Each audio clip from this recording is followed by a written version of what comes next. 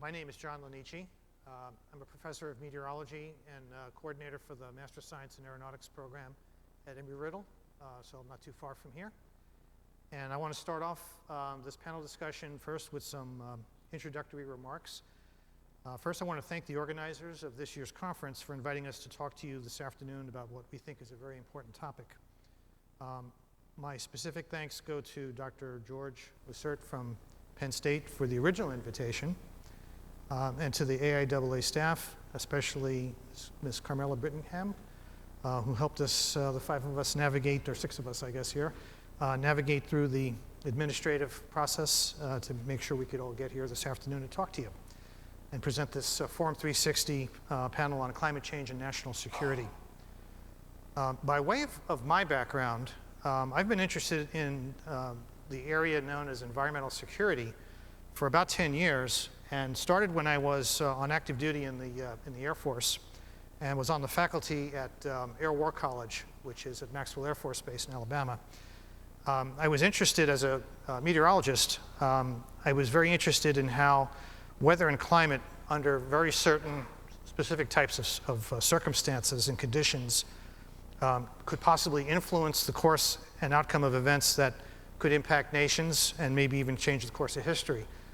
One example that would come to mind to probably a lot of people would be what's been called the most famous weather forecast in history, which was that for the D-Day invasion of Europe during World War II. And maybe one that maybe not so well remembered would be the weather conditions for the failed Iranian hostage rescue attempt in 1980.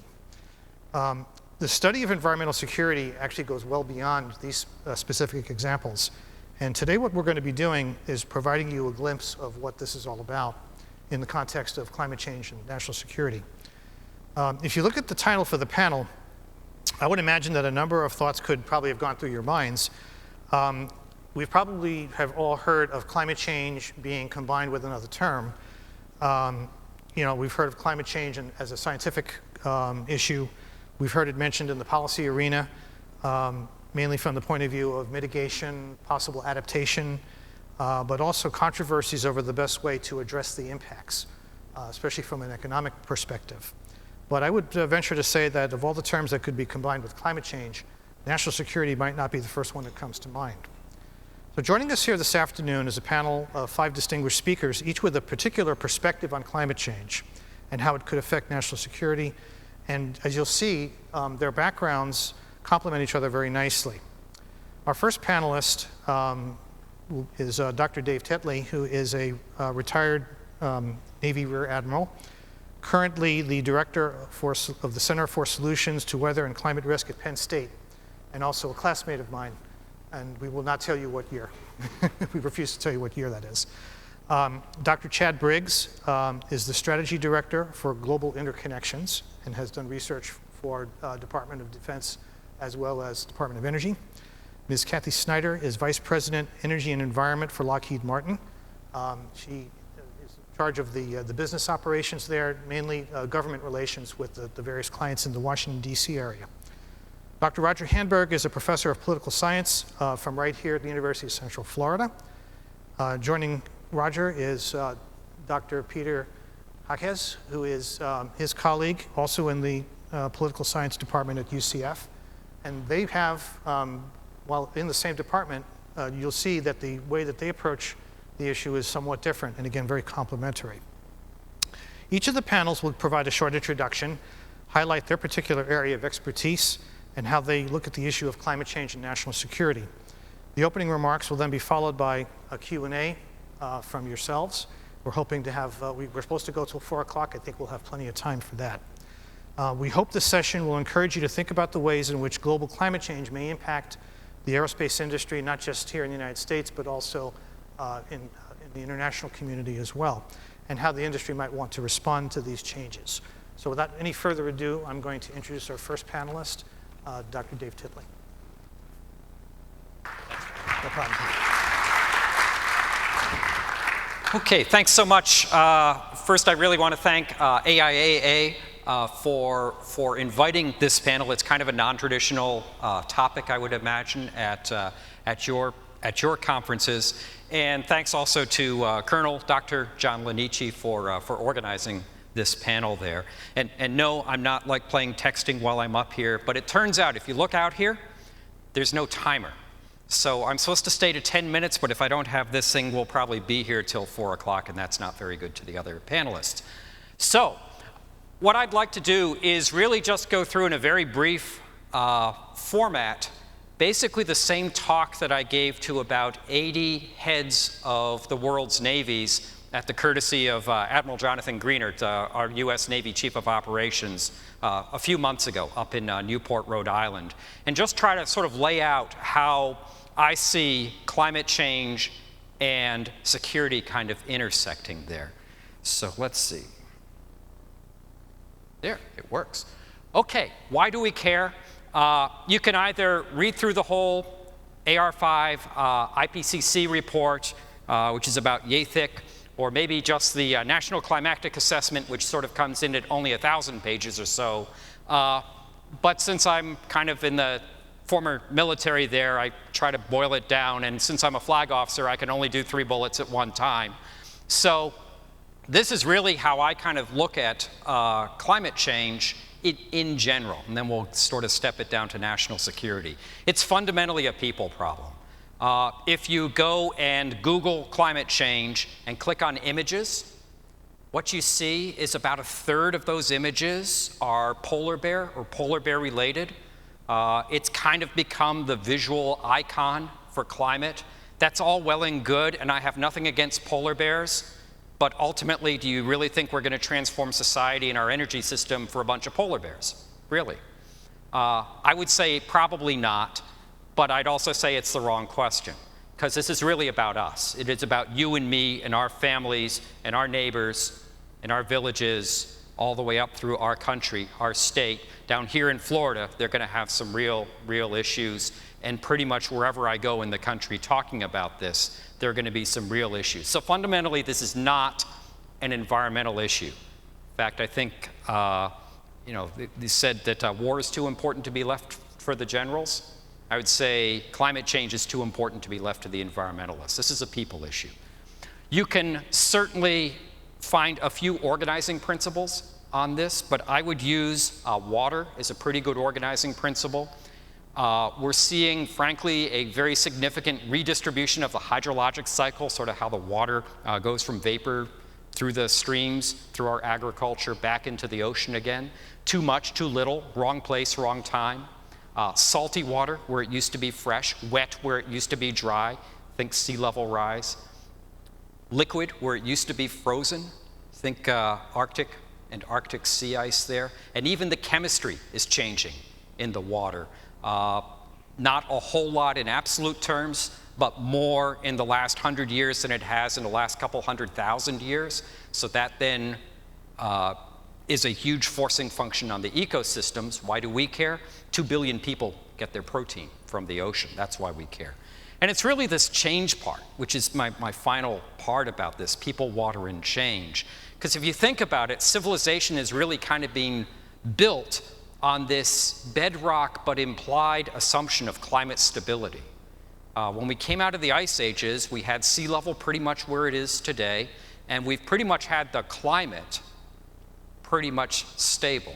So it's not that everybody lives in wonderful optimum climate. Who's here from San Diego? Okay, if there's anybody from San Diego, you guys live in wonderful optimum climate. I've done about a dozen years in Florida, Mississippi, Louisiana. I know how the summers are down here. I wouldn't call it optimum, but we know what it is.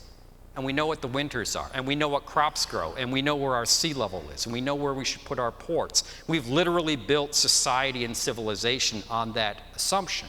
And now if we start moving it, both if we move the averages or the means, and if we move the variance, that in a world of 8 billion people, resource competition, technology, becomes a pretty big deal.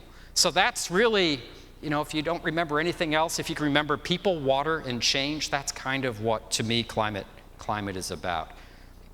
Here's just one example. I mean, we could have, and people do, we could have like a week-long seminar on evidence and things like this. But this is really from a national security point, and I'll tell you, the U.S. Navy, when Admiral Jonathan Greenert thinks about climate change, what he's thinking about primarily, first and foremost, is what kind of changes are going to happen in the Arctic. So I'll let this run here a couple times. Let's see here. Okay, there we go. Here's the years down on the lower center and lower left. So 97, I think, 98, 99, coming up to 2000.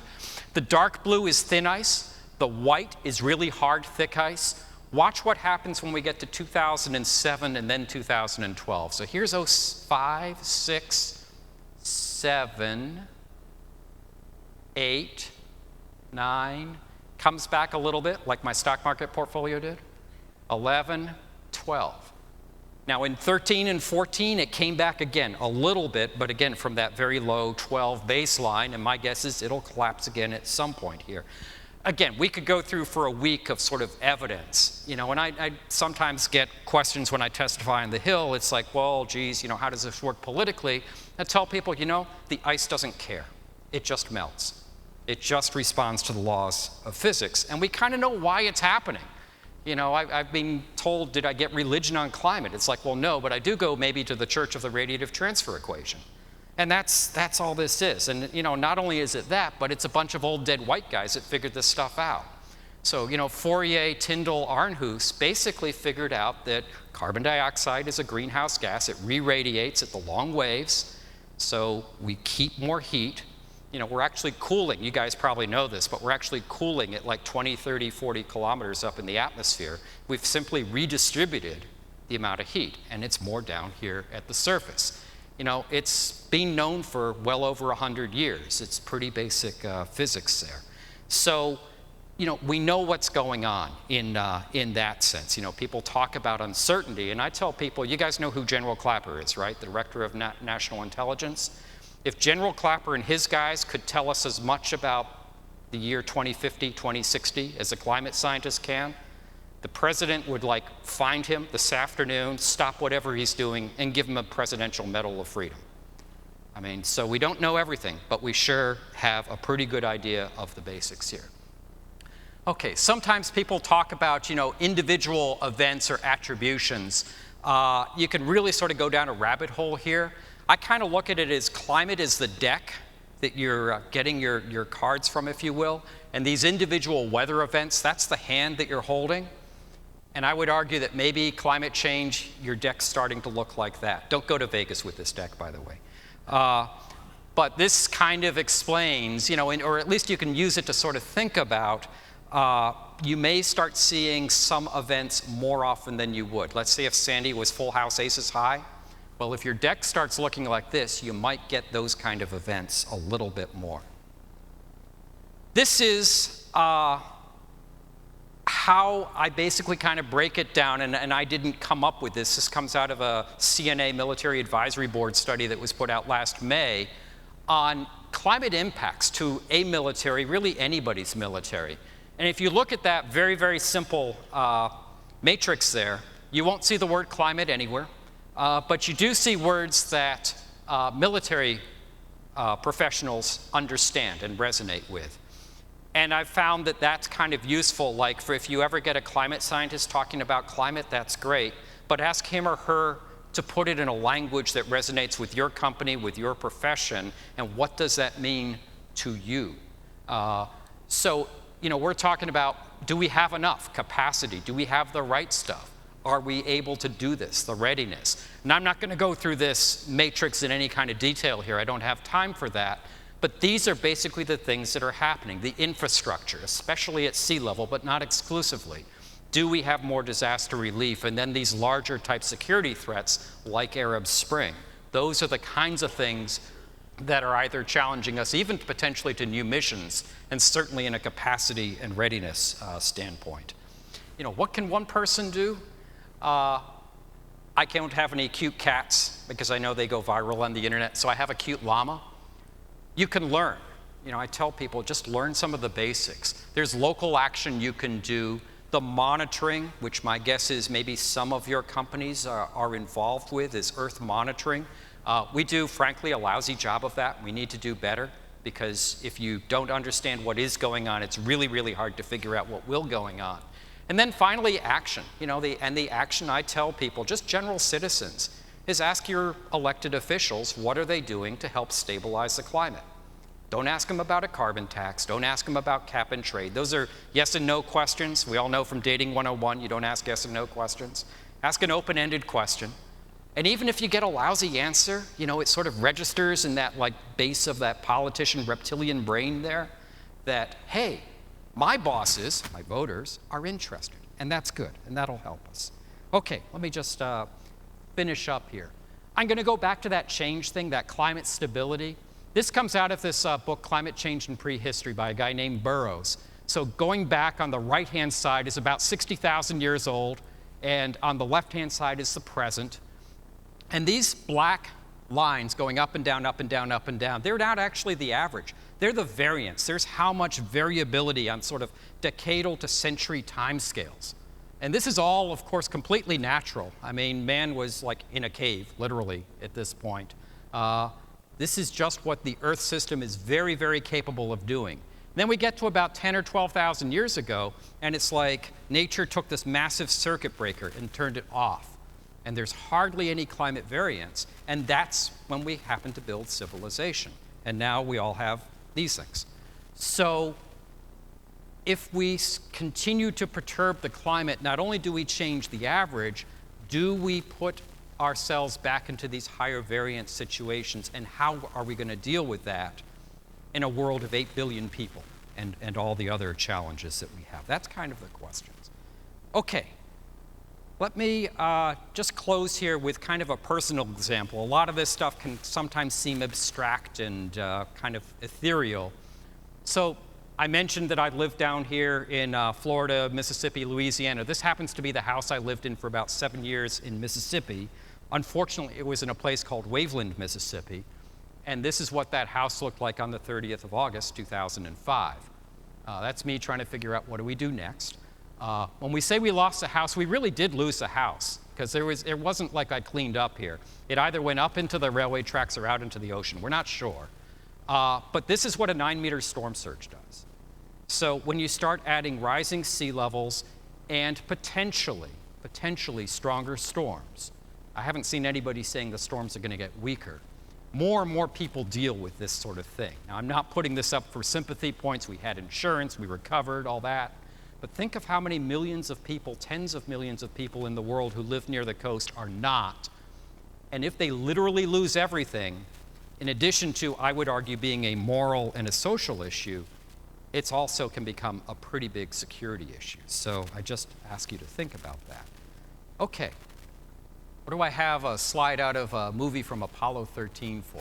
I have this up here because I really do think, you know, we talked about belief, and I actually don't believe in climate change. I'm convinced by the evidence. What I do believe in, though, is that America, when focused, can still do tremendous things and solve great problems. When we get focused, we will attack the root cause of this, the energy and decarbonizing the economy, in concert with others. We'll do that. Churchill famously said that Americans can be always counted upon to do the right thing after exhausting every other possibility. So hopefully we're getting close here to exhausting the possibilities. And with that, I think I'll close, and thank you very much, and we'll take questions, I think, at the end. Thank you very much.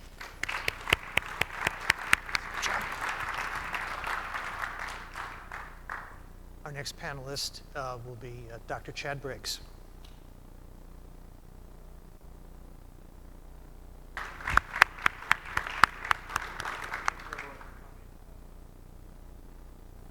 And what I'd like to do is just to explain some ideas on what this actually means for people who are interested in aeronautics.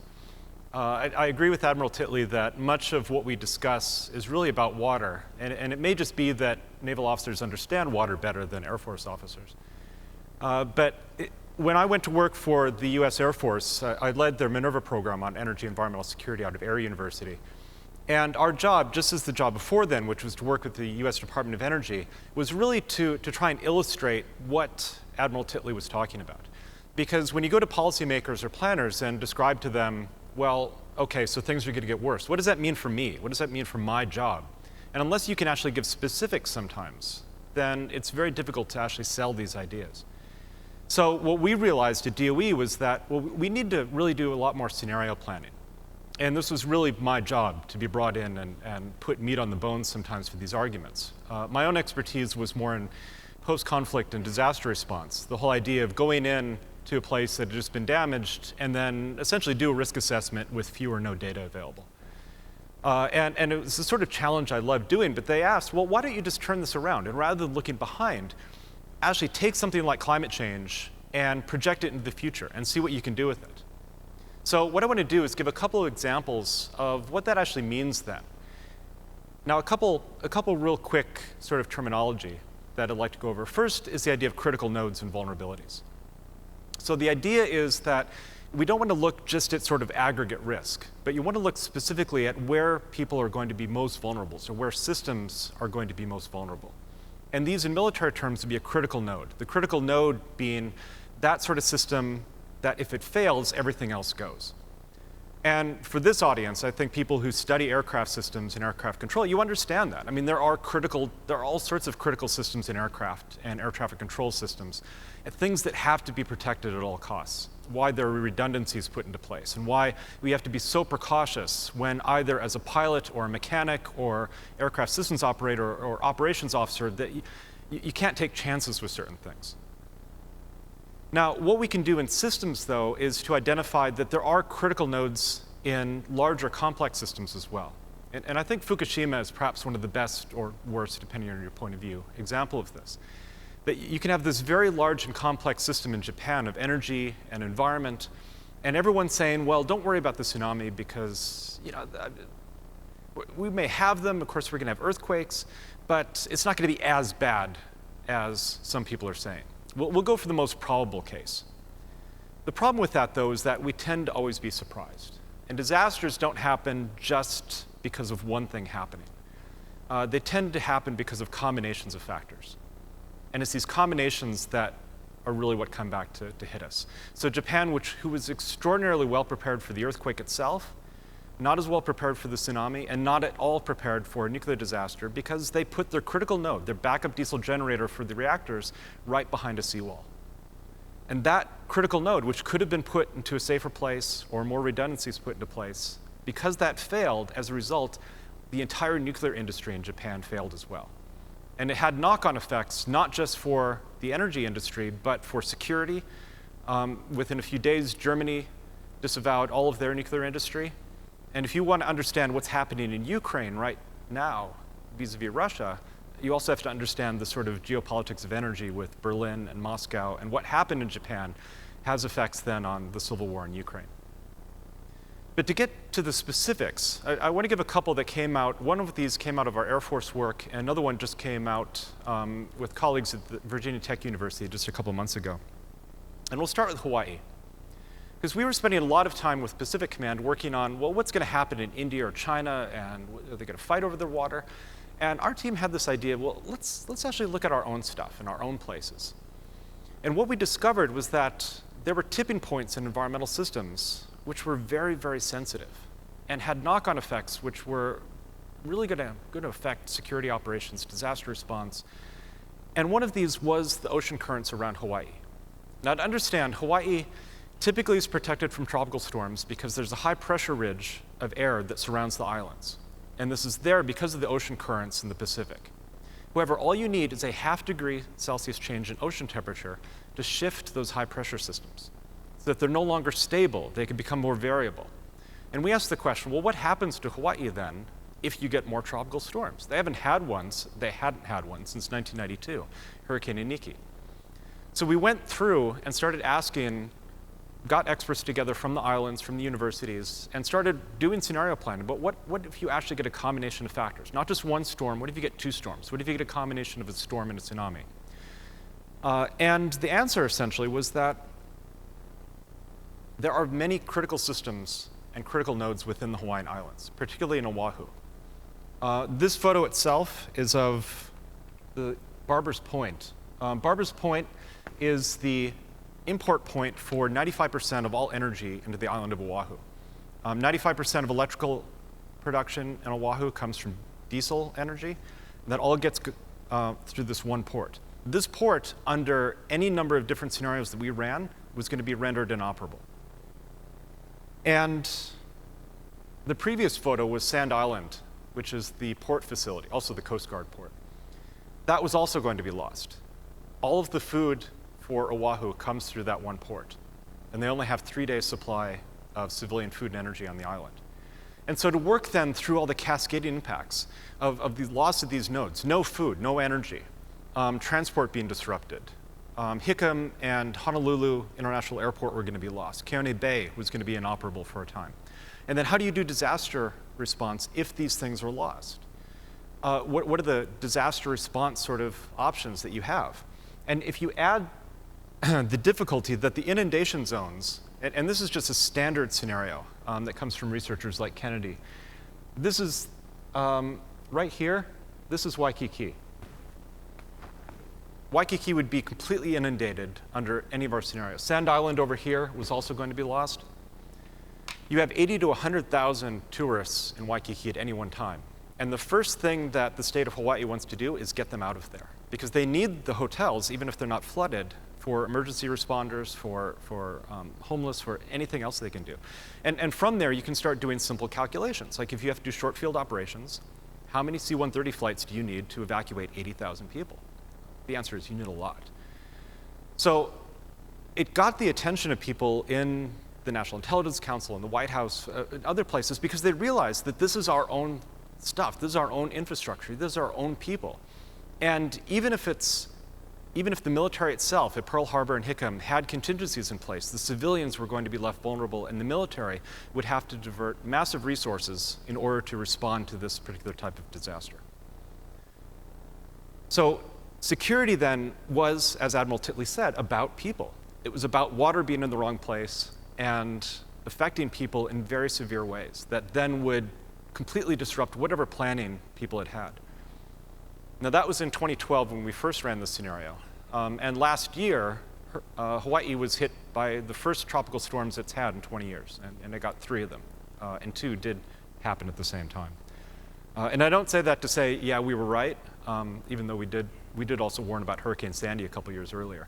But it leads to the idea of probability, because for so long we were warning about hurricanes in New York, and everyone kept coming back and saying, but yeah, you haven't run the probability analysis on this risk yet.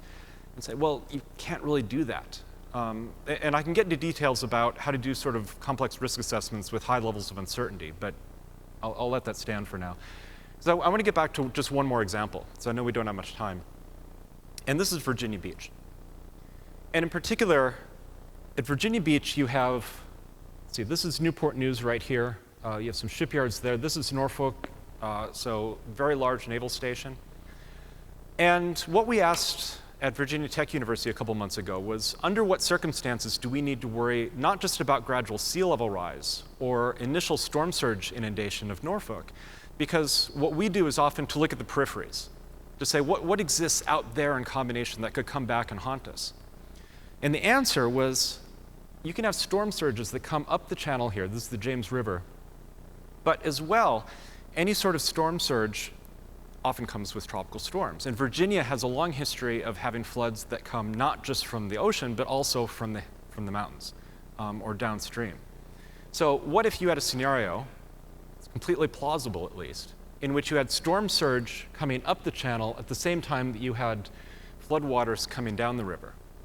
And if you think, just even from simple topography, they're going to meet probably at peninsulas like this. Now, it just so happens that at this point right here on the peninsula, there's a nuclear power plant called Surrey. And under those circumstances, if you get a flood over a nuclear power plant and over the cooling ponds, and this almost happened at Fort Calhoun in 2011, almost happened during Hurricane Sandy, you're going to have downstream irradiation of this river. And even if you go beyond the initial sort of panic and evacuation of these areas, and by the way, it's not very easy to evacuate Norfolk if you're ever there. But even sort of long-term logistical questions about what happens to a community, what happens to infrastructure and a base if you have irradiated sediment being deposited in these areas. And it just so happened that you can't dredge irradiated sediment, in which case you've lost your shipping lanes. Because if you're at the mouth of a river and you can no longer dredge, you're going to have to give up that sort of shipping or whatever sort of shipping goes out of the bays. And it's those sorts of questions that we have to ask because, as Admiral Titley said, we're changing the boundary conditions. We're changing the variance so that historical experience for risk assessment no longer applies. And we have to start looking into the future for things which may not have been probable in the past, but may be true in the future. And we need sort of new tools and technologies and methodologies in order to approach this so we can do planning for things in which we're not relying upon just the old, yes, this is what happened before, so this is what we'll go for the future. And I'll be happy to answer more questions about how we do this, because it sometimes seems like voodoo witchcraft, or at least popsicle sticks and bubble gum. But these are the sorts of ideas on why the military gets interested in security. It's not just what you may hear in the media about, well, it's going to make the civil war in Sudan worse, or you're going to get more refugees from Syria. But it comes back to our stuff, our infrastructure, our people. And so it's not always just going to be something that happens over there. But these things will increasingly start happening on our own doorstep as well. I'll keep it there. Thank you.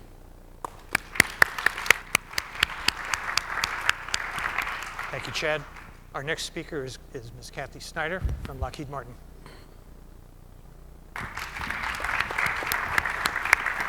Thank you, and thanks for the opportunity to address this subject. I think Chad and the Admiral teed up what is a real nice introduction to what I'm going to talk about, and I'm going to change it a little bit and talk more about the business side for Lockheed Martin and how we're not here to debate policy, we're not here to debate taxes, science, or anything else. What we're here to do for Lockheed Martin, we're here to deliver to our customers.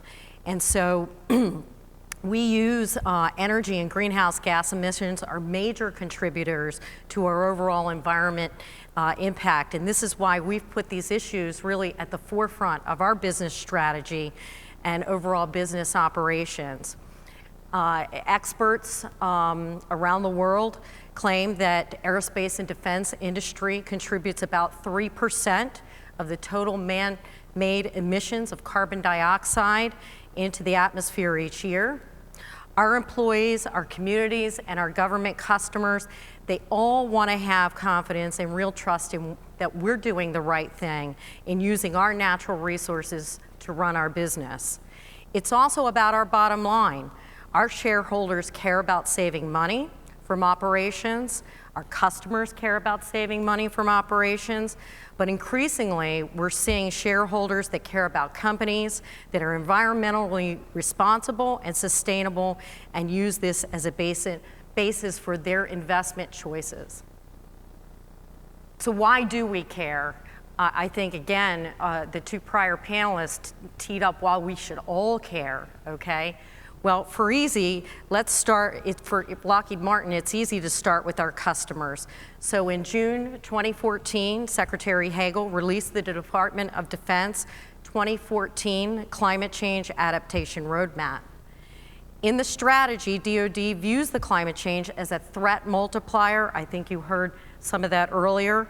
We're talking about changing precipitation that's going to have an impact on our global instability, on many of our installations around the world, over food, water, pandemics, and disruption over refugees and resources. Our customers view this as a global security issue. They're being called upon to help civilians more often to provide humanitarian operations and disaster relief. As I meet with our government customers, quite frequently, the topic is front and center for them. It's impacting the way they think about how they're purchasing their supplies, their equipment, their future weapon systems. Under executive orders, they're charged with looking at building sustainability into their acquisition practices. So we, as a corporation who supplies services to our government customer, have to understand and we have to pay attention to what their needs are, and we have to act with action. So how are we helping? So we're embracing the threats the same as our customers, and it starts with our top leadership. As our customers seek new ways to address security challenges like climate change, we are serious about using the capabilities to develop solutions to these challenges. This year, Lockheed Martin was named to the top global indices for sustainability and climate change, placing on the Dow Jones Sustainability World Index. We ranked in the top 10% of publicly traded companies and the only US aerospace and defense company to ever have a spot on that index. Quite frankly, this is the case about doing what's right, and as a result, we see it as a competitive discriminator in our business, for our company, for our customers. So how are we doing that? Well, we start with our sustainability management plan. Our sustainability plan at Lockheed Martin covers 41 measures across 6 core issues, measuring resource effectiveness.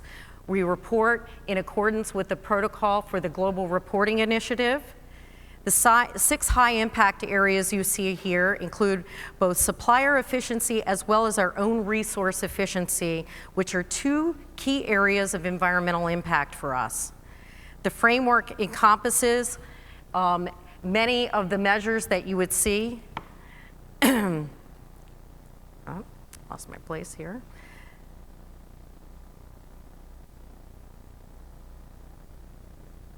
Apologize for that.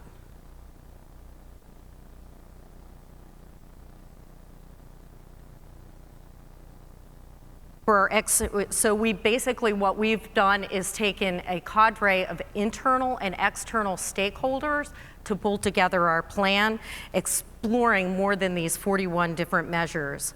This is where we actually evaluate our greenhouse gas emissions, our ozone depleting substances, and we use to buy, the things that we use to buy our products and build our products, develop our product safety, and our energy use. We have a corporate sustainability governance council that oversees this process that encompasses both business area and functional leadership.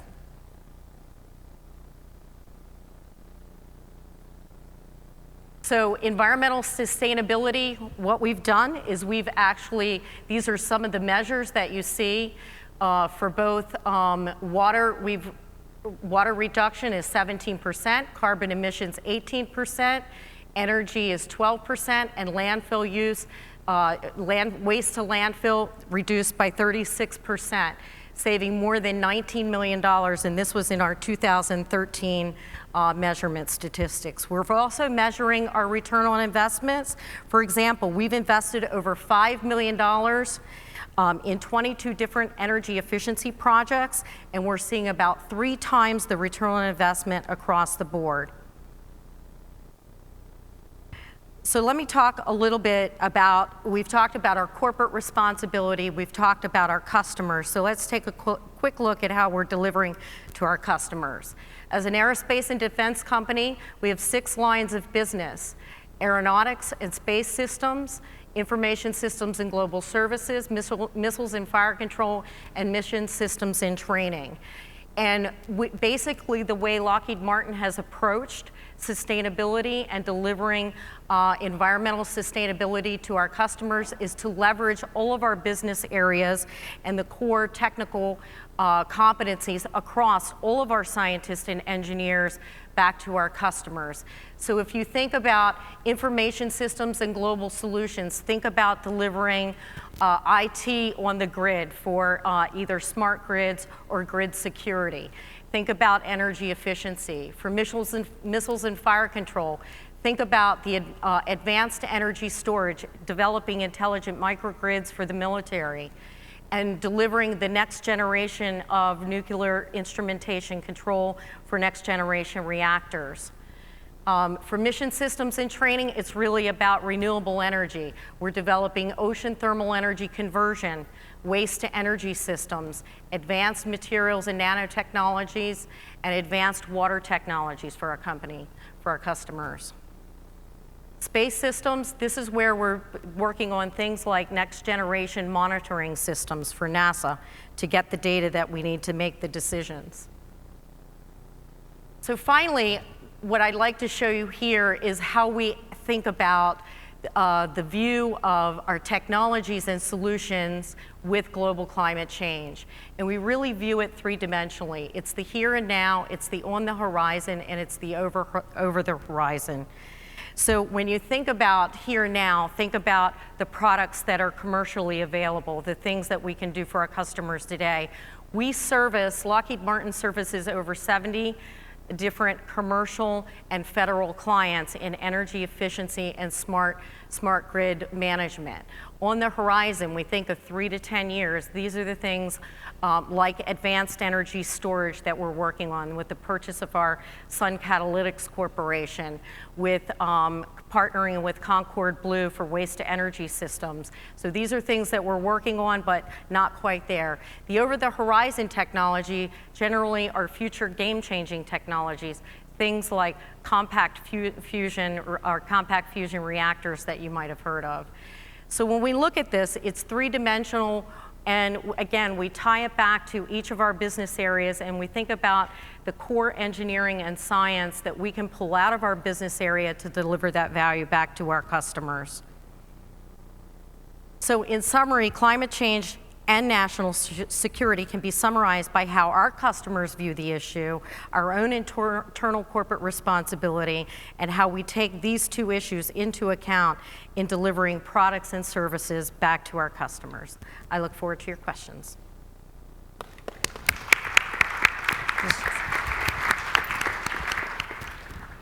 Thank you, Kathy.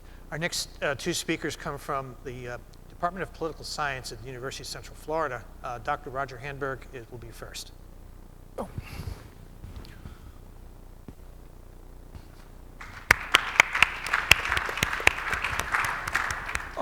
Thank you, John.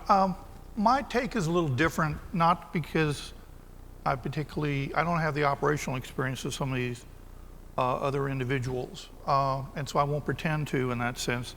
What I'm going to do is talk a little bit about what I see as the kind of the politics of what's going on.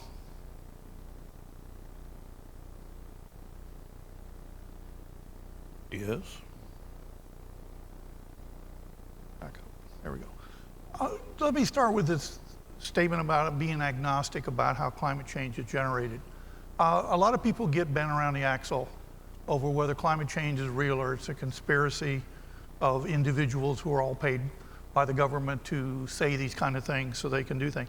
It really doesn't matter how it comes. I think the climate scientists are correct, but you don't have to buy that. What you have to buy is a more realistic approach. Changes are occurring, and they're systematic.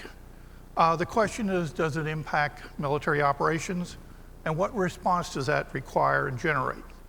As has been pointed out by the previous first two speakers especially, it's creating a new and more complex environment. The decline in the ice pack in the Arctic, that's pretty obvious to us. You know, we don't have to be polar bears. I find more interesting the discussion China is now having that it's now an Arctic state because it sees itself as trying to get access to the energy resources that are presumed to be under the Arctic ice. And so the ice pack. So they're clearly seeing this a different way. So for the military, as was pointed out by the Admiral, this opens up a new security front for the American military. Before, the Navy was the only one that really concerned himself. Previously, we worried about bombers and missiles coming over the polar areas of attack. That's where we had NORAD and all those things originally. The Navy could send nuclear subs through the area, but no one really expected. And now what you find is a different situation. What you see, this is what political scientists like to look at. The Northwest Passage was the driver in the exploration of North America. It was pretty clear that Columbus had not reached India. So people said, how do we get around this barrier? And so what you had were generations of explorers who went up through what they were seeking the Northwest Passage. Many of them died there. Their ships couldn't survive the Arctic ice pack when winter came and things like that. And there's a lot of interesting. We're starting to discover several of the voyages where they ended. The Canadians just found one where the people all died, as a result of being isolated in the ice pack. They couldn't survive the winter. They weren't prepared to survive the winter. So, but what it does is it's an illustration of why I say it doesn't matter where climate change comes from. It's here. You don't have to worry about polar bears. You don't have to worry about other things. You just have to think that the United States is in a very different security environment. Let me point out an important caveat. Political scientists don't think climate change is the only factor, or always the most important factor in causing conflict. You get a lot of stuff where people say, well, when climate changes, there are going to be these wars. No, they're not going to be as a result. The wars will start for other reasons. What happens is climate change makes the environment more difficult. The Islamic State arose. It is not a climate change-driven phenomena. It's driven by other factors. But the point is that when you get into situations, as was pointed out, if an operation goes off, you may find difficulties arise because of the change in environment. Like, for example, the United States was heavily involved in the Japanese incident, nuclear incident. We sent people there. That was a climate change-induced operation for us. But what happens is that climate change will affect states. On the previous slide, I had up the thing about island states. Island states are going to disappear in some cases. I'm part of a group, and we have a small states center out at the university, and it deals primarily with island states. And many of those members in the Pacific are going to disappear because they're going to water. Miami Beach already has water coming to shore during high tide. Doesn't have to wait for anything else. What I would point out is, from political science perspective, environmental change exacerbates or exaggerates internal conflicts over scarce resources. It increases migration pressures. People are going to leave if they can't feed their families. People are going to leave because economic opportunity has gone away. We see internal immigration in the United States as a result of climate events. I lived in Oklahoma for a number of years. In the late 1950s, they still talked about the Dust Bowl as it was yesterday, because for a generation of Oklahomans, it was yesterday. And we now have a continuing drought in the Southwest. That's going to impact as we're basically draining the aquifer. So that's going to, force people to migrate, possibly migrate out, despite the jobs that are there because of the energy industry. But if you're using fracking, you're using a lot of water and other resources, scarce resources. To do one thing, it may reduce the ability to support others. What environmental change can do is impact the survival of vulnerable members of society. So what you find is at a higher death rate. You find other things occur. It reduces the viability of certain geographic areas. Drought, as I pointed out, flooding. All of these are going to impact the U.S. military, because the U.S. military is still our best organization for carrying out certain kinds of missions that are not necessarily military missions. It occurs in different levels. It's going to increase the demand for military operations other than war. This was rejected back in the election of 2000. We weren't going to do that anymore. That's a Clinton kind of thing. Well, all across the Bush administration and the Obama administration, we've been conducting those operations.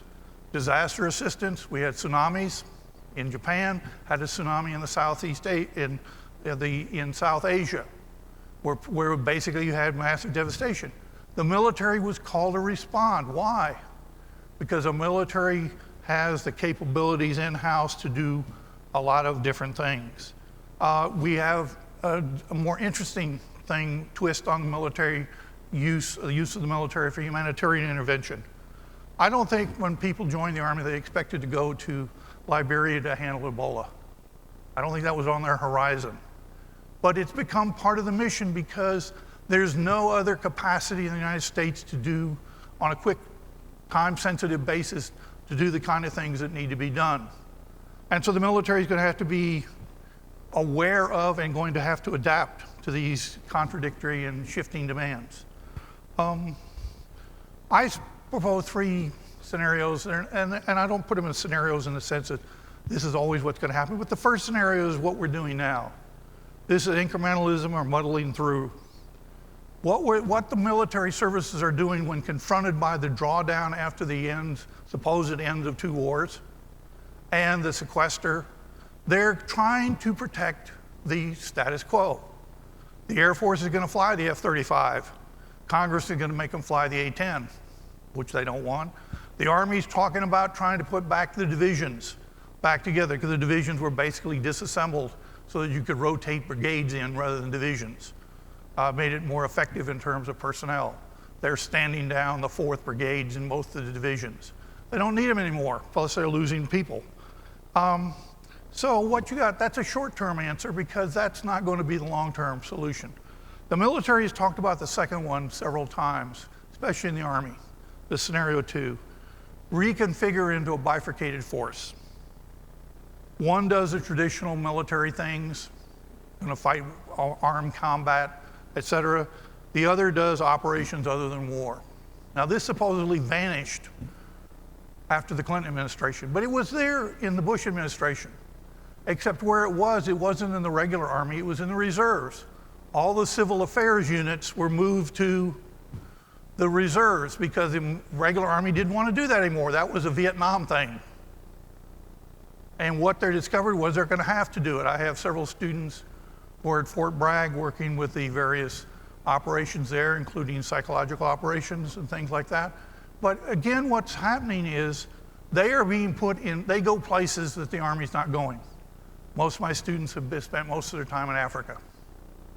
You know, small deployments, doing different things, training, etc. We're again doing training. The military, that's going to require rethinking. You're going to have to change your internal process, such as promotion, retention.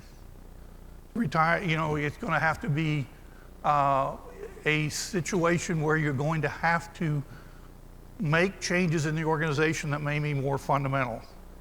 Scenario 3 is a more distant, long-term, and this is force change due to organizational change due to environmental change. Environmental factors are going to create events where the military is going to have to respond, whether they want to or not. The military works for the government, the civilian government. The civilian government thinks that this is important, that we be able to respond to humanitarian missions. These are traditional military things they're doing. The problem is the operational tempo is going to pick up, and you can't send the same troops repeatedly. So you're going to have to come up with some kind of organizational change. You have to do other things. The last thing, though, is the most important, and this is the political aspect that makes it difficult. All of this assumes that there's physical, that is money, and political support for the approach.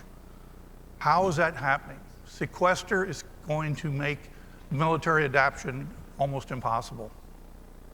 Because if the military has to cut things, you saw that with the A-10 and the F-35. The A-10 supports combat ground operations and hunts tanks. That's not the Air Force mission as far as they see themselves organizationally. They used to be the bomber mafia, now it's the fighter mafia. They run the service.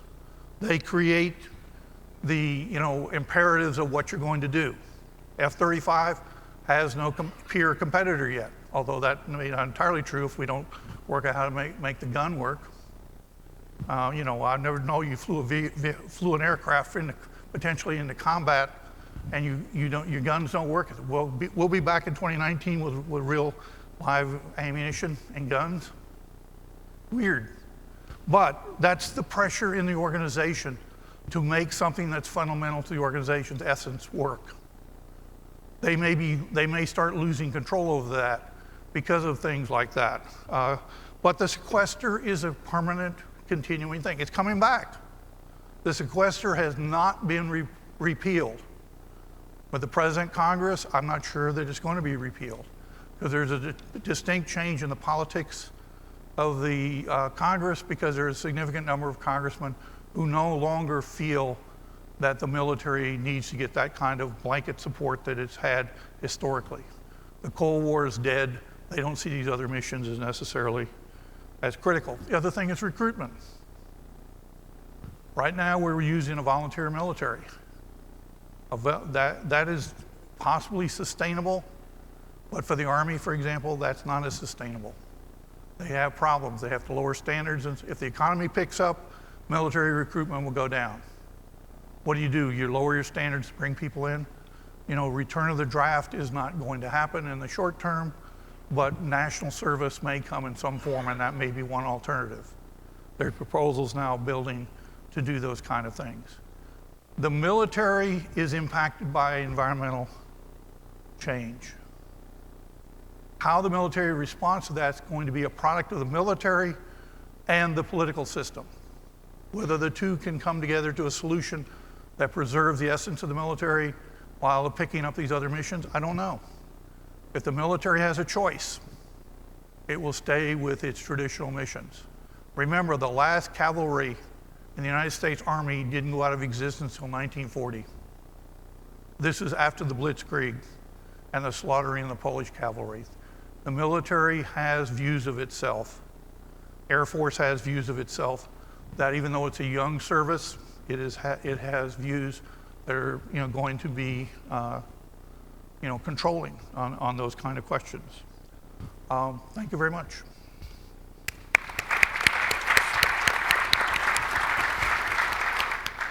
Thank you, Roger. Our final panelist is Dr. Peter Hackes, also from the University of Central Florida.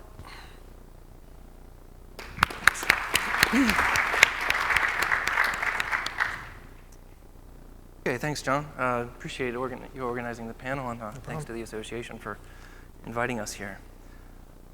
So, okay, my job is to present a kind of framework for understanding climate security vulnerabilities. And so I'm woefully ignorant about your community, but these are kind of ways in which we think of environmental insecurities and actually environmental changes as they're linked to social changes. One is that we need to think in terms of complex systems. So both complex social and ecological systems typically will link these together where social systems are embedded within ecological systems. And then I'm going to tell you something about a specific heuristic theory in which social ecological systems tend to work. So one way to understand the nature of vulnerabilities that come from climate change, and really a number of other things too, you can use this framework in a number of different ways, but it works pretty well for climate change issues because if you conceptualize the nature of the way in which social systems and ecological systems work, this includes actually it's been kind of referred to a number of ways here in this panel, but a system, of course, is a set of kind of internal variables that have a relationship to each other that make something, makes the whole bigger than the parts, right? A complex system has so many parts to it that you can't possibly have a whole lot of confidence in what will happen. So if you change one part of a complex system, it's hard, at least anyway, to understand what those changes will mean down the line because they have cascading effects. In social ecological systems, we see that over time, these relationships build into regimes of order. That's actually kind of a redundant phrase, but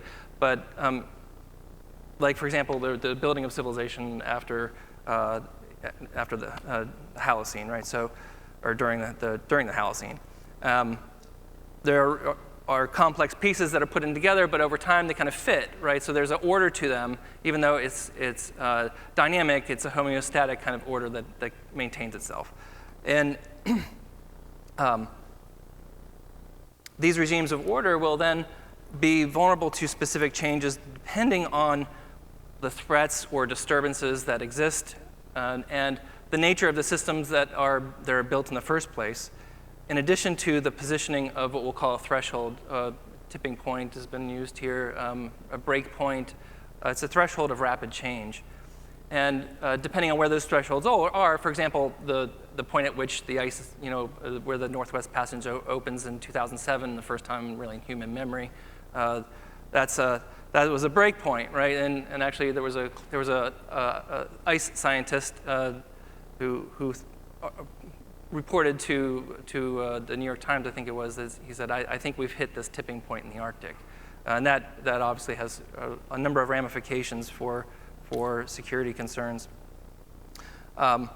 Then the nature and the ability to respond to these things, would be, for example, the way in which ecological systems have their capacity to kind of rebound after a disturbance, and the same for societies. So this would have a lot to do with our governing structures, institutions, the rules of the game, that we all abide by. If those work out well, then we're more adaptive than less.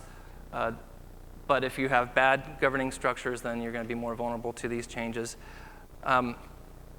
And you can think of these systems as running through the graph in front of you here is the sideways figure 8 that comes from work that began in the 1970s by C.S. Halling, who he was an ecologist, but eventually we start to see that we can apply this metaphor to both not only ecological systems like boreal forests, but also social systems. So social systems appear to, for example, civilizations appear to collapse based on this kind of heuristic. So it's broken into 4 different phases. One is the R phase in the bottom left-hand corner, where you have kind of the building of a system and the growth in structure in that system. Things can grow. And then over time, that growth then begins to slow and hits an equilibrium, the K phase in the top right-hand corner, until which point you hit some sort of threshold after some exhaustion in the system, and there's that threshold is hit, and there's a rapid decline, dissolution, or collapse in the structure of that system. And you can think of these systems really as happening within an embedded hierarchical set of scales. So I'll go back to that last slide in a minute. But so if you have global structural changes to the Earth's climate system, which really comes from slow additive disturbances to the addition of CO2, then that slow change will lead up to larger changes. That'll influence the way in which regions are affected, right? So you have global change that results in regional variability. And then that regional variability has inside of it nested local systems that then create, and end up with surprise. Because if it's really that complex, then it's hard to know what exactly is going to happen in any particular locality when you, say, for example, you change the hydrologic cycle. So you enhance the hydrologic cycle, so you get wet areas are going to be wetter, dry areas drier. Well, what does that mean specifically for, say, agriculture or fisheries? And that gets to one of the things that another way to kind of think about these issues in climate security is that you can divide environmental security typically into 2 main components. One is that when environment changes, and that exacerbates human conflict and violence. Another way, which I believe is probably more important, is the way in which environmental changes affect human welfare, as well as non-human welfare. But those things will probably have that'll probably include a higher body count, to be honest. So when you change climate and then you affect regional hydrologic cycles, and then that affects the way in which people have availability to water, or the expression and transmission of diseases, that has nothing to do with violence, but it's going to have a lot to do with our security. And a lot of that is going to be nested within, say, so when you have planetary changes that's going to relate to continental changes. I work a lot in the oceans, so we're very concerned at which the ways in which large marine ecosystems, which are larger than 150,000 square kilometers, are changing in really structural ways. That's going to have really important impacts both on societies at the local level and the coastal ecosystems. And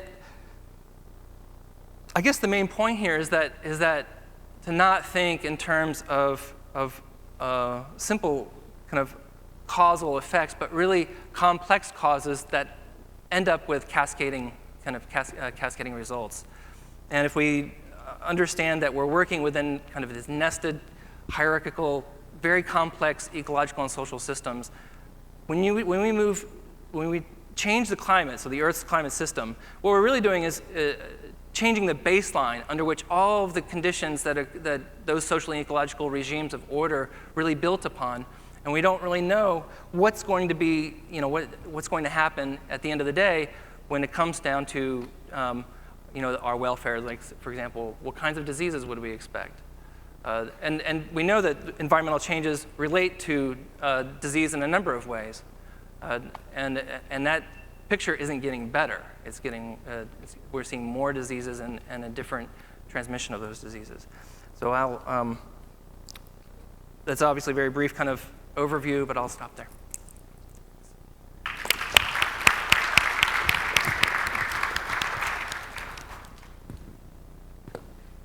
Thanks.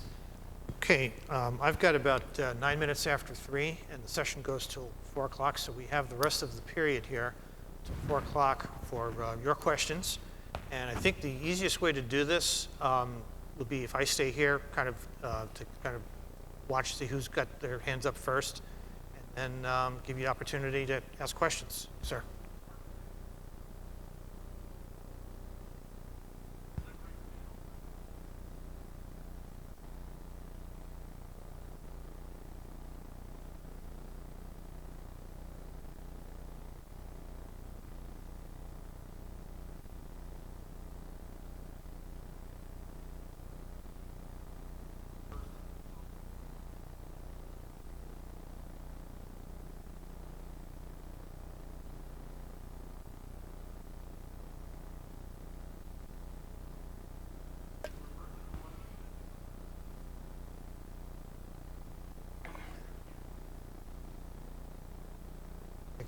I'll start with that.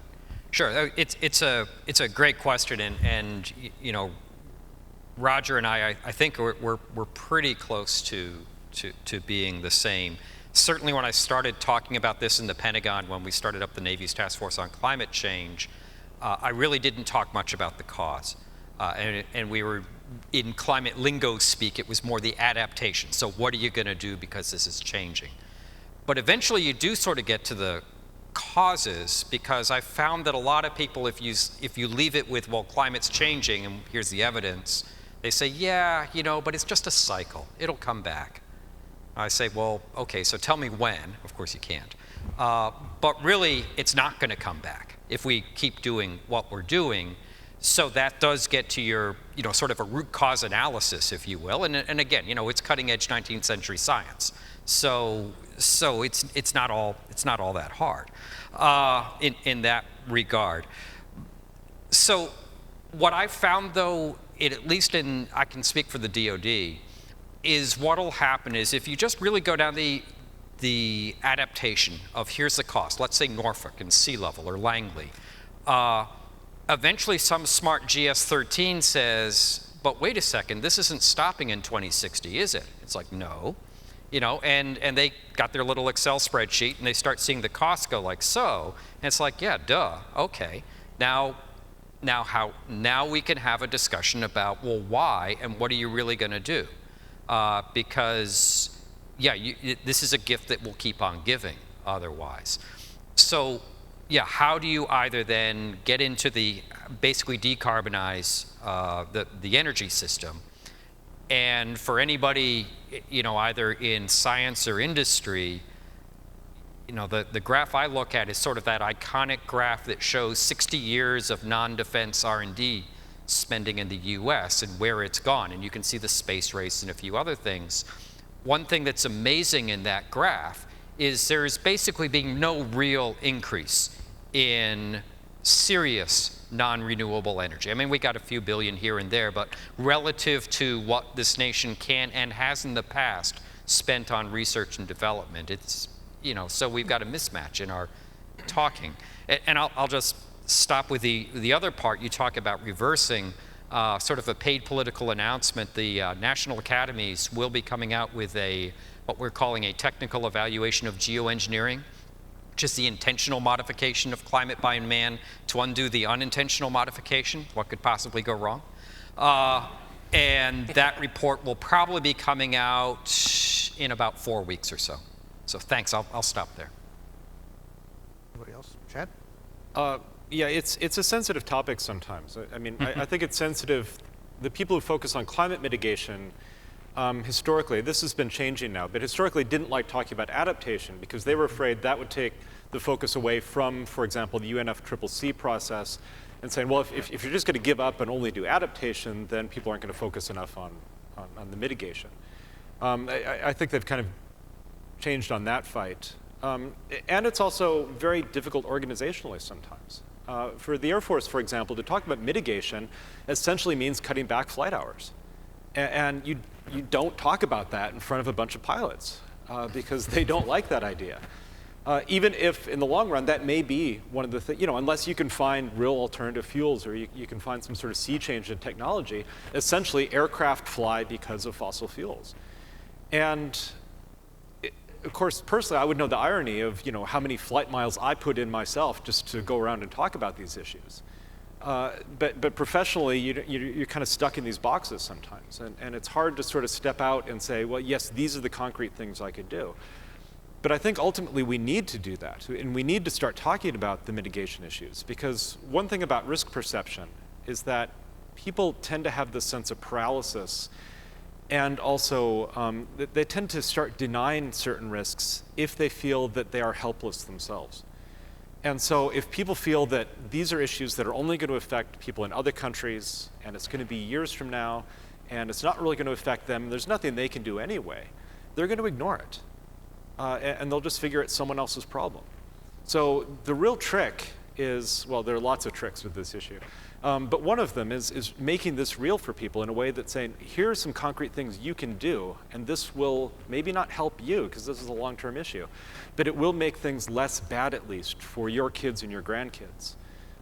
Because that's really important, I think, especially to get that intergenerational thing. Because, I mean, anyone who's old enough can just say, well, this won't affect me in my lifetime as much. But I've been in conversations where I see people, they'll stop for a second, they'll look at their grandkids, and it really troubles them. And in that case, you have to start talking about the mitigation. I'll just add on and say I think the Admiral hit it right, is that money is a big issue in this area with research and development. And I don't think, as we sit here from universities and businesses like Lockheed Martin, there's no shortage of folks that are ready to step up and solve some of these issues with technology. And technology has solved many defense and security initiatives in the past. I think it can be a solution. We believe it can be a solution for climate change as well, on all fronts, both either mitigation or reversal.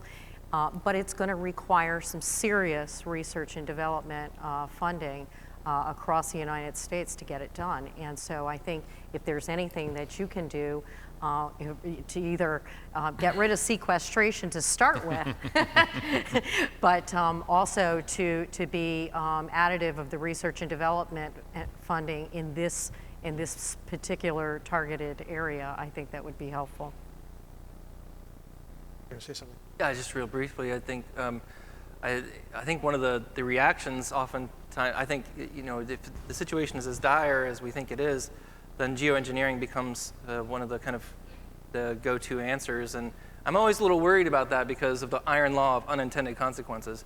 And I also think that it is potentially put in place so that we don't have to have social change, and which I think would have to be a precursor to technological options. But also, too, just real briefly, the road to Paris this summer could run through Montreal. That is, the Montreal Protocol already has mechanisms in place where we could reduce short-term climate forcing agents like halocarbons that would give us some time. And that's a real option. Oh, I think that one of the things is the solution. Let me back it up. If sequester continues, then from the tech sector, I don't think anything's going to happen, in a sense. The reason is this.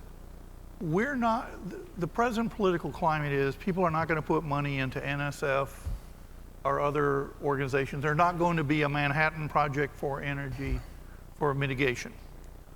If sequester goes away, there is a back door. And I use that because back in the 1990s, there was a quote, peace dividend. No one knew what that meant. It never came. But one of the things what happened was that people who were interested in breast cancer research discovered they couldn't get money for it. You know, that's something that wasn't high on the priority. But they put it in the Defense Department budget. So if you can take some of the caps away, there's a potential that you can fund things through the DoD, which wouldn't be military, but that's where you might be able to bring funding in. You know, DARPA could pick up some of this, other things, where it is. I mean, the politics, you know, when you talk about mitigation, you can do some things. And we're actually doing more. That's where the numbers from Lockheed Martin were interesting, because that's a corporation responding to its clients. And you see that in other kinds of contexts. There was a thing on NPR this morning about, as I was driving in, where now people own cows. The guy has a big pit, and he dumps cow manure in it every day. I forgot how many thousand gallons go in. This is a big farm. And what they have is some equipment, they're taking the methane off. Now, why are they doing it? Why are they doing it? They're not doing it because they care, but they're getting paid by companies. They're buying carbon credits to get this, you know, to allow them to go out and pollute in some other area where they're not able to reduce their carbon emissions. There's a lot of potential solutions out there. I mean, that's not an obvious one. We don't live in Iowa, fortunately. It's a lot warmer here, and we don't have as many cows. But, you know, if you get in certain parts of the country, there are solutions like that that exist. But the difficulty is, politically, they're radioactive at the national level. I mean, that's a reality. I mean, the new Congress is going to be more hostile to things that have anything that says climate change on it. Now, they might be able to buy into, if the military comes to them and says, we need money because this will impact our operations, et cetera, things like that. You can backdoor programs in that way. But I don't know that it's going to happen, because I don't know that, you know, the militaries might be interested in doing, but they got to get rid of sequester. Without getting rid of sequester, their military is not going to touch anything like that. They're focused on the bottom line, which is their organizational health and well-being. And that's part of politics, of organizational politics. But in Congress, right now, there's no minimum, as I like to call it in political science, no minimum winning coalition in Congress that's going to get you to doing anything other than maybe some mitigation. You're not going to do any reversal. You're not going to do anything like that. And you're not going to do a lot of additional research. NSF is not looking forward to the next Congress, this Congress that just comes in tomorrow, because that's where some of this research does get done. Other places in the government do it, Department of Energy, things like that. They're going to get cut. I mean, they want to abolish those departments. Sounds, you know, reasonable to me. If you don't believe in climate change, why do you need an energy department? Because you keep the nuclear part, you don't give that away, but the rest of it, you know, that's all, you know, bells and whistles. And it's, you know, for those people, whoever those people are. Thanks for the question. Do we have any additional questions?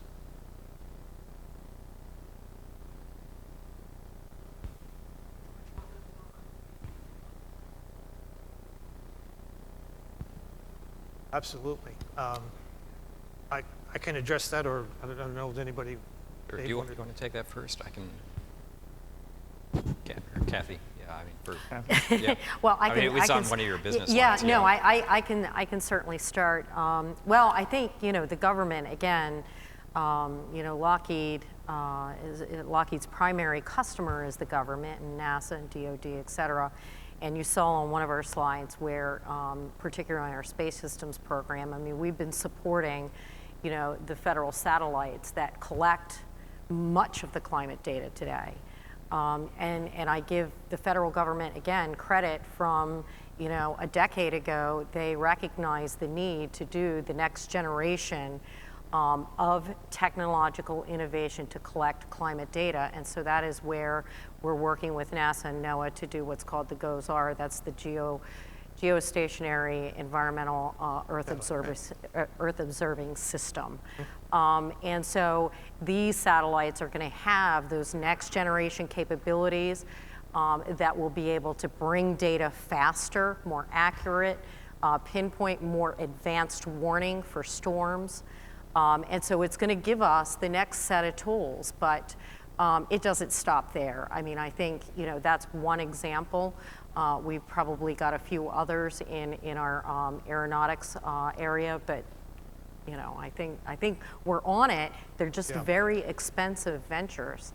Yeah, there's a lot of concern. In fact, the next meeting that I'll be going to with Dave here out at AMS, there's going to be some discussion about the satellite issue. That there's been this discussion of a satellite gap possibly occurring.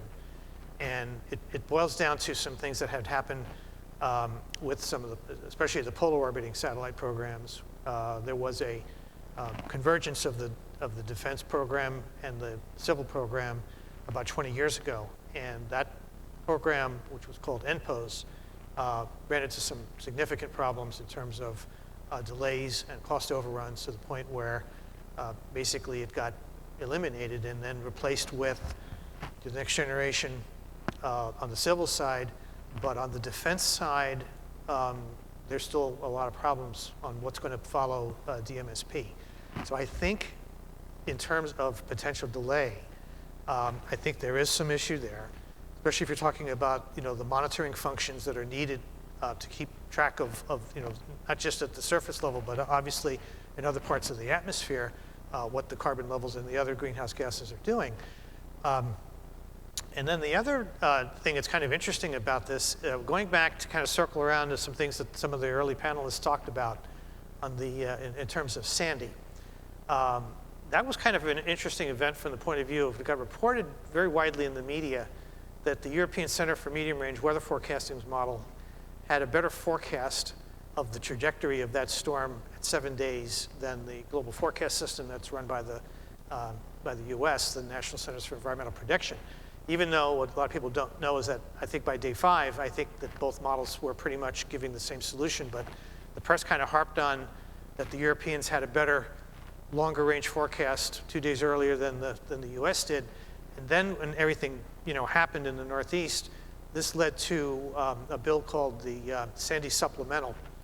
And the Sandy Supplemental was basically there to fund for upgrades in the computer systems, because the ECMWF, European Center for Medium Range Weather Forecasting, does have the most advanced global forecast model. It's also because they run on one of the fastest computers in the world, whereas at NCEP, their computer system was not nearly as capable, although NCEP has a lot more models that they run. So the Sandy Supplemental helped to, you know, bring us up a little bit and help us with some of that. And I think there might have even been some money in there for satellites. But there's still a concern, a potential for there to be an observational gap in the next couple of years. My concern is, do we have to have another Sandy to get, you know, more funding, or is the level of awareness starting to finally come up in Washington, where they're seeing, hey, this has been neglected for quite a while? One of the things that the AMS does, American Meteorological Society, is they run a Washington Forum every April. And one of the key things that they do in the Washington Forum is they bring folks in who have a relationship with the different committees on the Hill to talk about trying to improve that relationship so that we can go in and communicate what we need in a better way than maybe we do. Because, you know, a lot of us have gone through, you know, science curriculum, you know, as an undergrad or graduate school, and then when you have to boil this down to a non-technical audience who happens to be holding a lot of money, you got to say what you have to say, and you have to say it in a way that they understand and makes the point.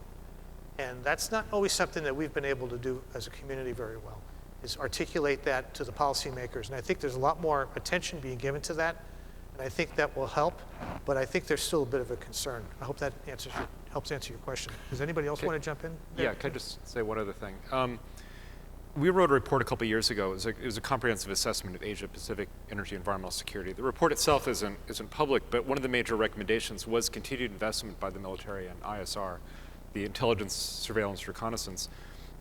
And I just want to point out that we certainly agree that the remote sensing is really important, but we also wanted to, and it's a longer fight within the intelligence community, point out the human element to remote sensing is also extremely important.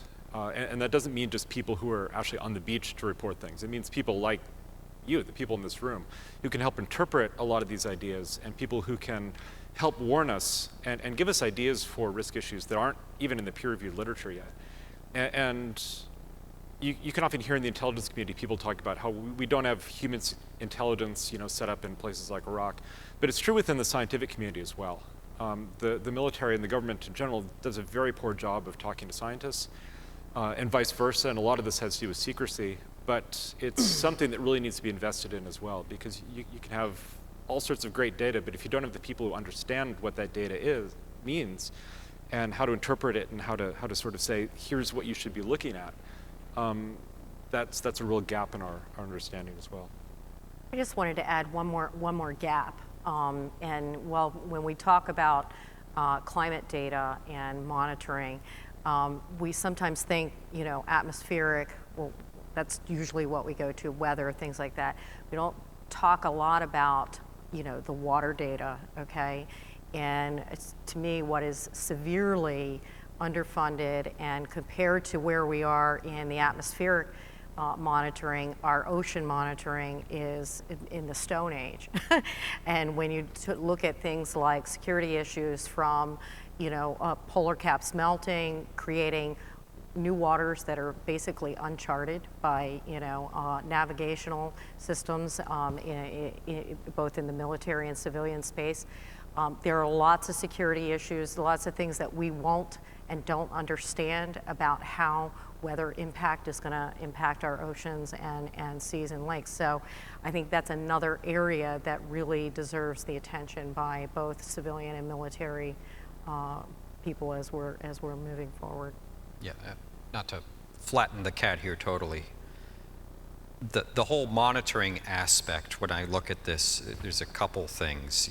Yeah, we could talk preferably over adult beverages on the whole MPOS debacle, but it's sort of the age-old acquisition issue of when you try to build a really, really expensive thing, then everybody puts their thing on it.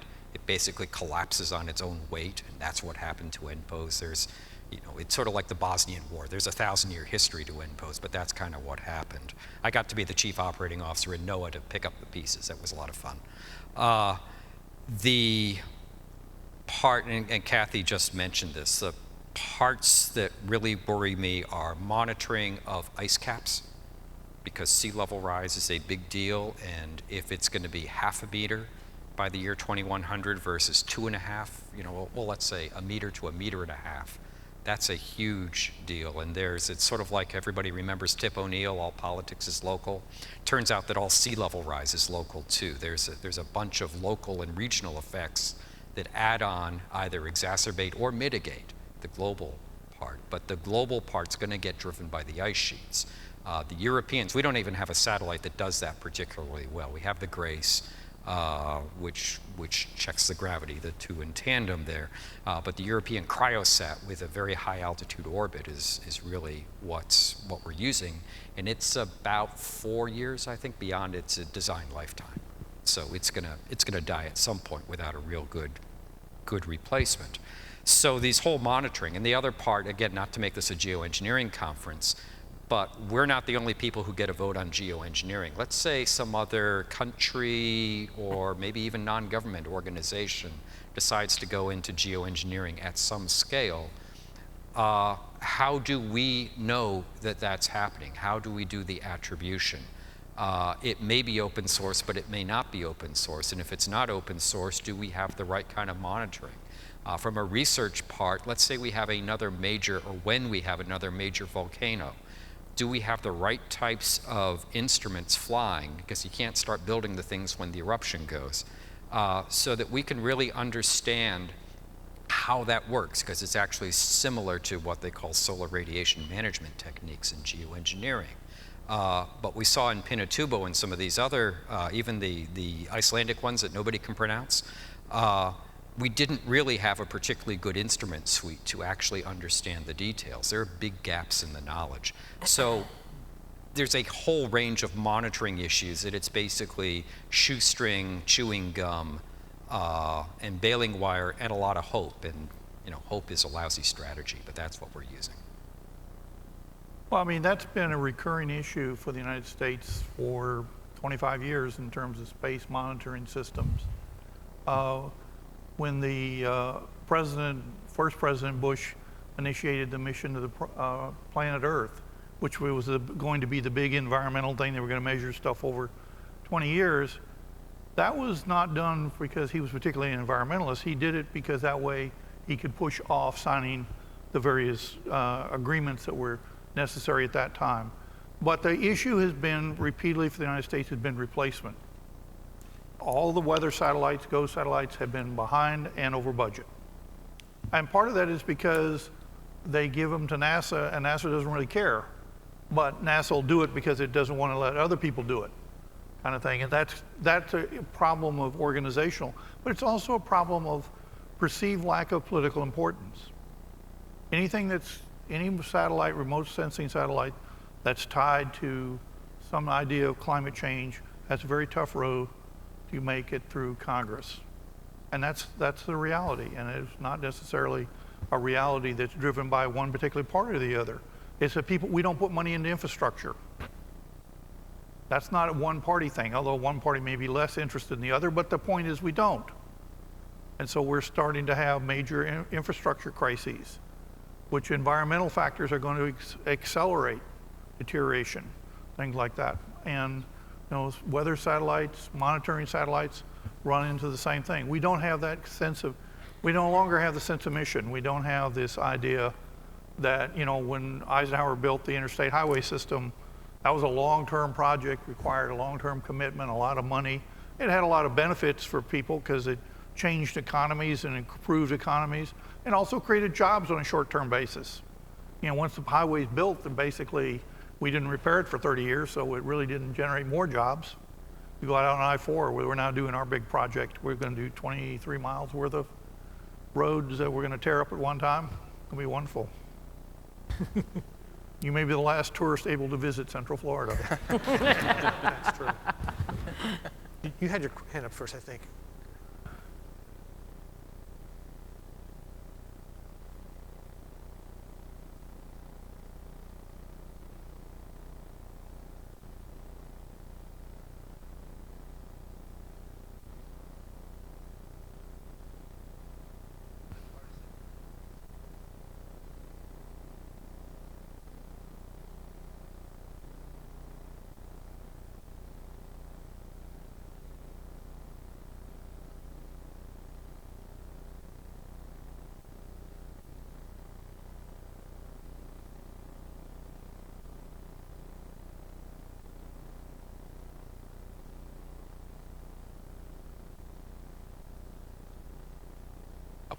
I'll just start with what the Navy's done on a sister task force. When I was running Task Force Climate Change, there was and still is something called Task Force Energy. Task Force Energy is looking at a lot of ways of not only being more efficient with energy, and I think the phrase that is often used is there are no silver bullets, but there's a lot of silver buckshot. So you find 2% here, 3% here, 2% here, but pretty soon, you add it up. It's sort of like in the Pentagon, $1 billion here, $1 billion there. All of a sudden you have 20 billion, and even for Kathy, that would be real money there. So, so that's one thing. Another thing the Navy has done is put and worked with Department of Energy, Department of Agriculture, and others, and they've been working on basically various generations of biofuels. Now, they're smart enough not to go and try to compete with food stocks. So whether it's algae, whether it's switchgrass, there are different techniques, sort of down at the technical level. But the U.S. Navy has successfully demonstrated, and the Air Force has too, I believe, using today's engines, today's diesel engines, today's jet engines, I think usually it's a 50-50 mix of conventional fuels and biofuels. And that's, so they're getting there. And of course, everybody, of course, knows the stories of, transistors, GPS, the internet, you sort of name it. The military puts in some R&D, costs are here, you start getting the economies of scale, and now we all have iPhones that tell us exactly where we are to within 1.5 meters. So that is certainly a vision. But, sort of to Roger's, I think one of his points is you will never hear the Secretary of the Navy talking about Task Force Energy or any of those initiatives as a climate initiative. The Navy talks about them as both tactical and strategic, excuse me, I sound like a former president. Strategical. Tactical and strategic, really programs to combat, both people who don't like us very much, so why should we send them billions of dollars every year? And then at the tactical level, if I can get, let's say, a 15 or 20% range extension, or if I don't have to send that convoy, let's say I only have to send one convoy through the Afghan mountains every month, vice once a week, with energy, and those people get shot at, and the fully burdened cost of energy is hundreds of dollars per gallon when you add all of that in, you can make a lot of really good military arguments as to why you should do this. You never have to even mention, and in fact, we did not mention the whole climate part, but it's a pretty good mitigation or a component. It's not the answer, but it's one of the potential answers. So it's the old thing. What is it? If you can't get them for murder, you get them for tax evasion. There is not on the energy per se, but sort of to that point. When I was oceanographer of the Navy, I started a program called Earth System Prediction Capability. And what I told people is I want the next generation 0-hour to 30-year weather prediction. If you look at that, the C stands for capability, doesn't stand for climate. If you look at all the budget documents, the word climate is never in there. The Republicans do their word search, they don't see anything. It gets right through the House of Representatives, and it's getting funded today. It's worked on jointly between the Office of Naval Research and NOAA, with the various components of NOAA, their research arm, as well as the National Weather Service. And basically, one of the things we're trying to do, is sort of to John's point, is to at least catch and ideally leapfrog the Europeans at some of the prediction techniques. So can we provide that near to midterm monitoring? But I did that with malice of forethought of not having the word climate in there. Because sometimes, how you talk about it, especially inside the Beltway, counts. And if you can make these arguments to get to where we need to be, but not just sort of poking somebody with the climate stick, you can sometimes get a lot further than, sort of, being dead right kind of thing. So I'll stop there. Thanks. I would also add, from a political perspective, one thing we often don't look at carefully is energy efficiency. And that tends to have a bipartisan support in Congress. So if there is a way that you want to try to make progress, that's here, that's when I talked about the here and now. There are many still, lots of buckshot on the energy efficiency side that we can make progress on, and that tends to have real bipartisan support because it saves money. It generally makes businesses or makes the federal government more productive. So that's one area that we can focus on. The other thing, you asked about the fuel debate, and I think the reality there is when you get into the debate, it's really about jobs in the economy. And so until there's a logical transition plan to take the coal workers or other fuel people into some other kind of economy and some other kind of retraining programs around the renewable aspects, it's just not going to happen because the economy and jobs come first. We're all here to survive. So I think looking at it more holistically with that is really where lots of folks need to be focused. Yeah, I have to mention, of course, fracking, because this has really changed a lot of the energy landscape in recent years. And I think ultimately, and this is my prediction, you can email me in a couple years and say I was wrong, but ultimately it's going to come up against water issues, because water is, which isn't really priced, but I think whether the pollution or the use of water is going to be a real limiting factor. And it's starting to in places like West Texas.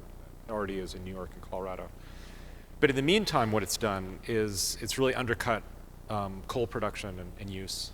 This wasn't an Obama war on coal. This was simple market forces. It simply wasn't worth doing it anymore. And in the meantime, a certain Russian president is having troubles with oil prices, which probably isn't seen as all that negative by some people, but instability in that country is never a good thing. When I think a couple years go by, we're going to find that there are a lot of technologies that exist already. And as Admiral Titley said, it's, the military can invest in these issues, and it's not so much even just developing the technology, it's upscaling them. Because it's really amazing what sort of alternative energy technologies already exist. The Department of Energy has made some fantastic inventions and discoveries, and I don't think they're even aware of half of them because they sit in a lab somewhere or some sort of warehouse. But it's just the process of scaling something up so that when you're producing biofuels, for example, to do from what is currently in certain places, and I've been to Australia to look at some of these industries. It's sort of like boutique. Like you have a winery or something. But if you can get this sort of market impetus, which can come from the military, to scale up and actually make that competitive in the market, then you have the sort of sea change, because once something becomes market competitive, there are all sorts of incentives to invest in it. And I think what we're going to see is that a lot of these things will come online. One of the big stumbling blocks just has to do with the state of infrastructure and the electrical grid in the US, which is not very good, to put it lightly. And there needs to be some sort of investment in that. And we've seen some sort of movement in that, particularly in, for example, Hawaii, in which there was really a block for a time by the utility on people putting solar panels on their house. So you'd fly over the Oahu, and the only solar panels you'd see would be on military housing or on Walmart. But no one else could really invest in it. But they changed that in large part because they recognized that this is a real vulnerability for us, and we need to invest in this grid or else it's going to come back and bite us. But also, as Admiral Titley said, you can sell this in different ways. You don't have to sell it even as efficiency or as a climate issue. Often in the military, we would sell smart grids as a cyber issue, because one of the things you can do with smart grids is make you less vulnerable to cyber attacks.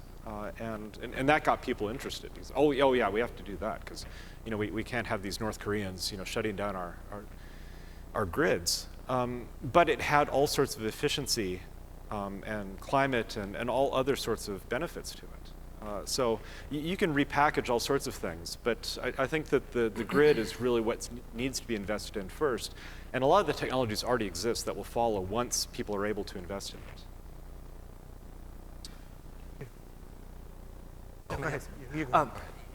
So you asked about the oil companies and with the work around there, and a lot of my work has focused on the social movement that has been funded in part by the oil companies to have just an outright war against the idea of thinking about a legitimate climate science, that climate science is legitimate itself even.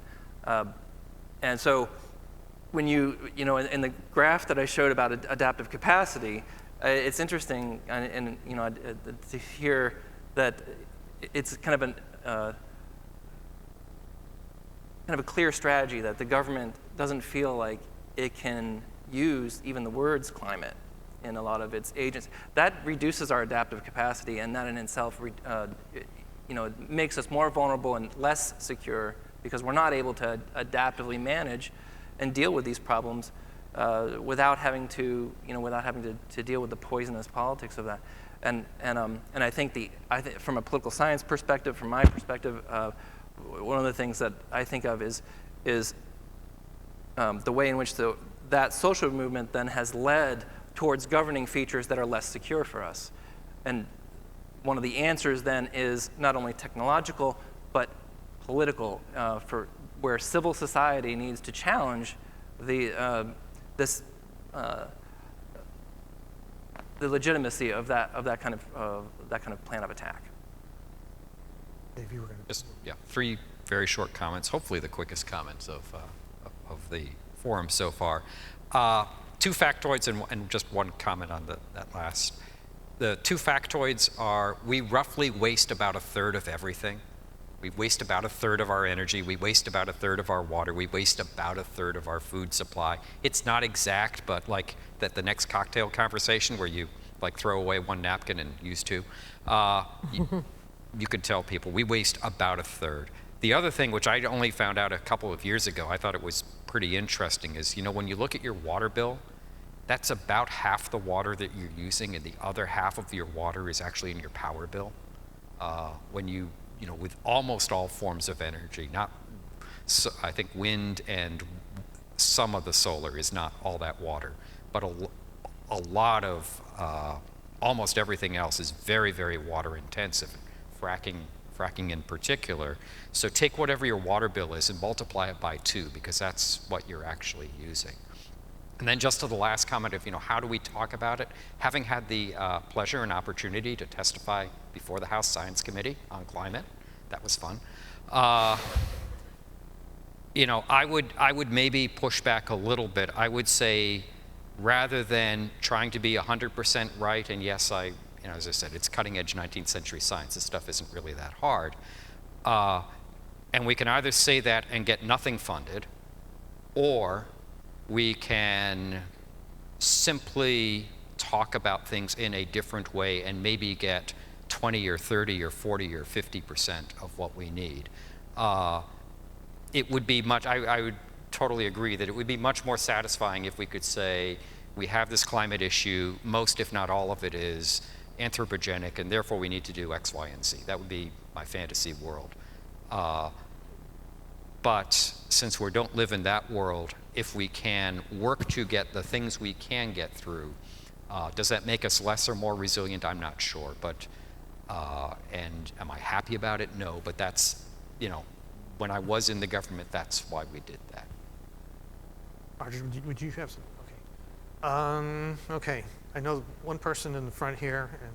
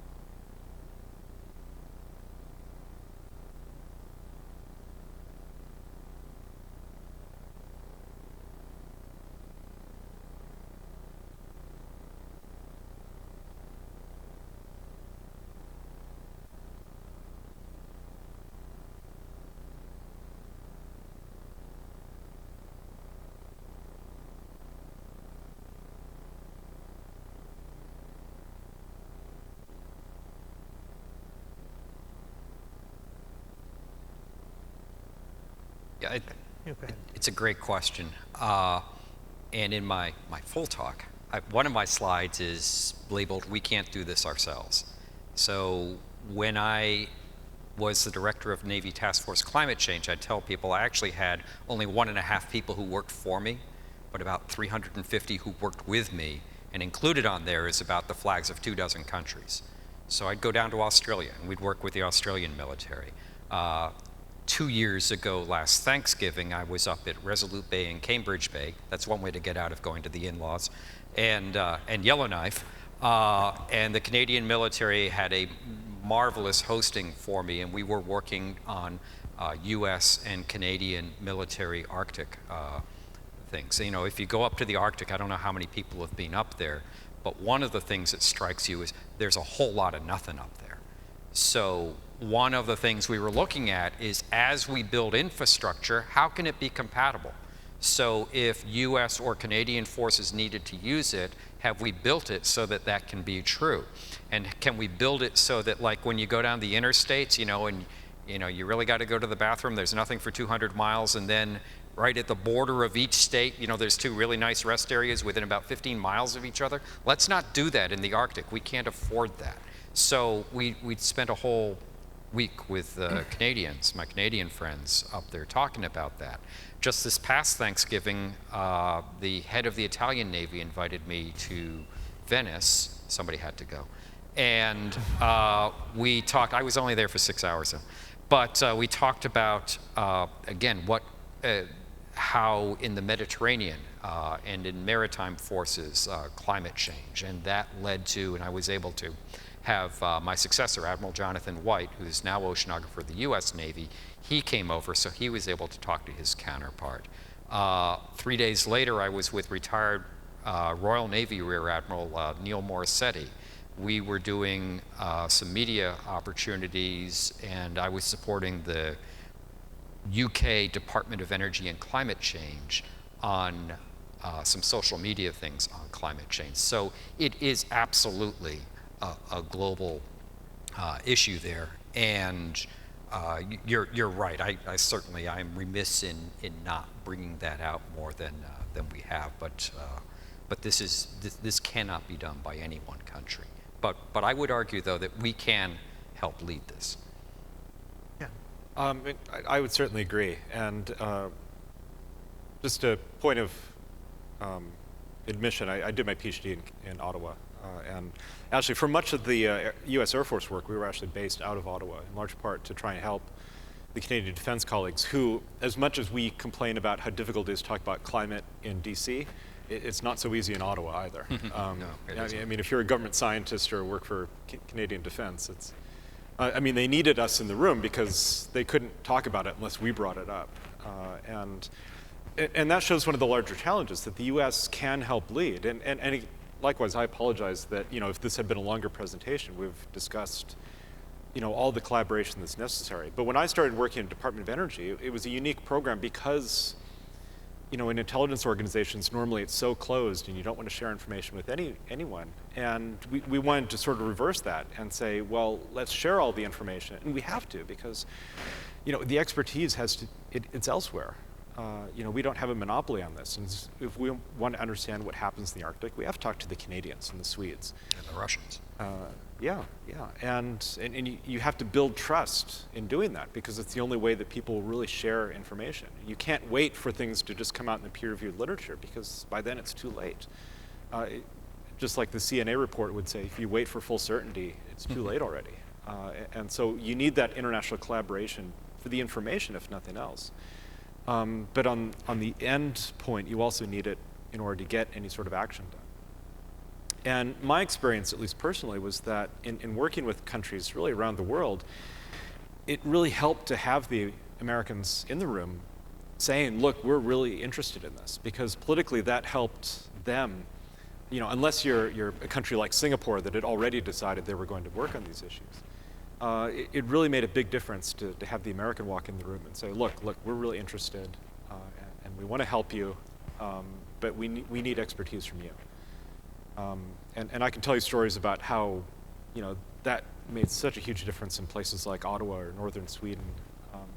Just being able to say, especially after a certain previous administration that wasn't quite as international in that way, it made a big difference. But certainly, we have to view it internationally. However, explaining to American audiences, sometimes you do have to make everything local, too. And so even in Ottawa, I would have to talk about, okay, Canadian Arctic, Vancouver. You know, why is it important for you guys rather than just talking about our own issues? So on one of my slides where the business areas, where we have our 5 core business areas, we have our 6th was the horizontal business area called Lockheed Martin International.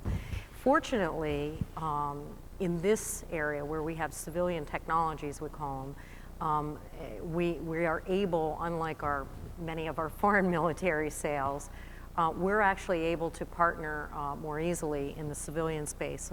So on our renewable technologies, for example, and we're making an effort to do this, you know, across the board. So we've searched the globe to find some of the best technologies, for example, in waste to energy systems. We probably evaluated over 3 dozen types of technologies around the world.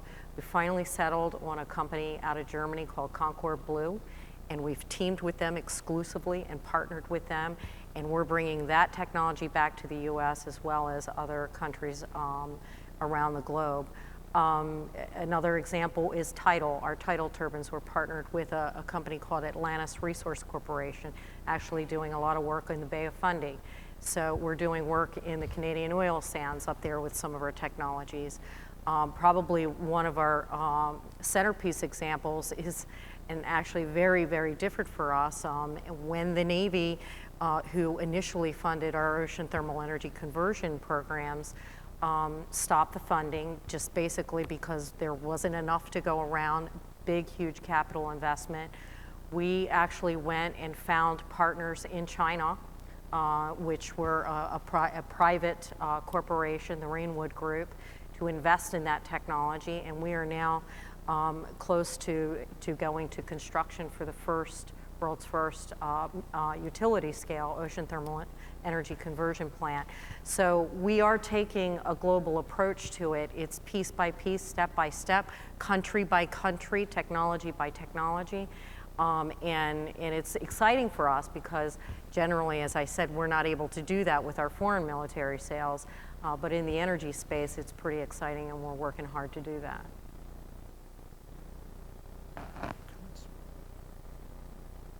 You know, it's an important comment that you made, and in the slide where I had the different scales moving, and obviously CO2 mixes well in the atmosphere. It's a global disturbance, so that means that the mechanisms for governing have to happen at the global level. Although more movement is happening on the more local level, but so in political science, we have something called a collective action problem, which is essentially whenever individuals or states have an incentive to ruin the common good for their own benefit. And unfortunately, not only do we need kind of a global cooperation amongst those who are emitting the most CO2, but also and other greenhouse gases, but it's a collective action par excellence, because the people who are going to be hurt the worst are the least able to move the system around. So, for example, you know, just even with minor sea level rise, we're going to have hundreds of millions of climate refugees in Bangladesh and the Niger Delta. We have probably a disturbance to food production where already 3 billion people live in food stress. So these are places that you know should also be at the table, and you know, we should probably be responsible to the future of those areas, and it has to be at a global level. But you know, the U.S., while we've been at the head a lot of times, when it came to doing something, we demurred, and that's also a part of the story. Well, we've come up to 4 o'clock, and I'm tempted to take one more question. But I also don't want to hold up folks who have other commitments. And I know I think you had your hand up. I don't know how many of you are going to be staying here for a couple of minutes after the panel's over, and a couple of us have to run to the airport. So I think if the rest of you have questions, and I know that a lot of you had your hands up, and I apologize for not being able to get to you, but perhaps you'd be able to talk to the panelists here after we adjourn. But I think we'll try to do one more question here and then wind it up there.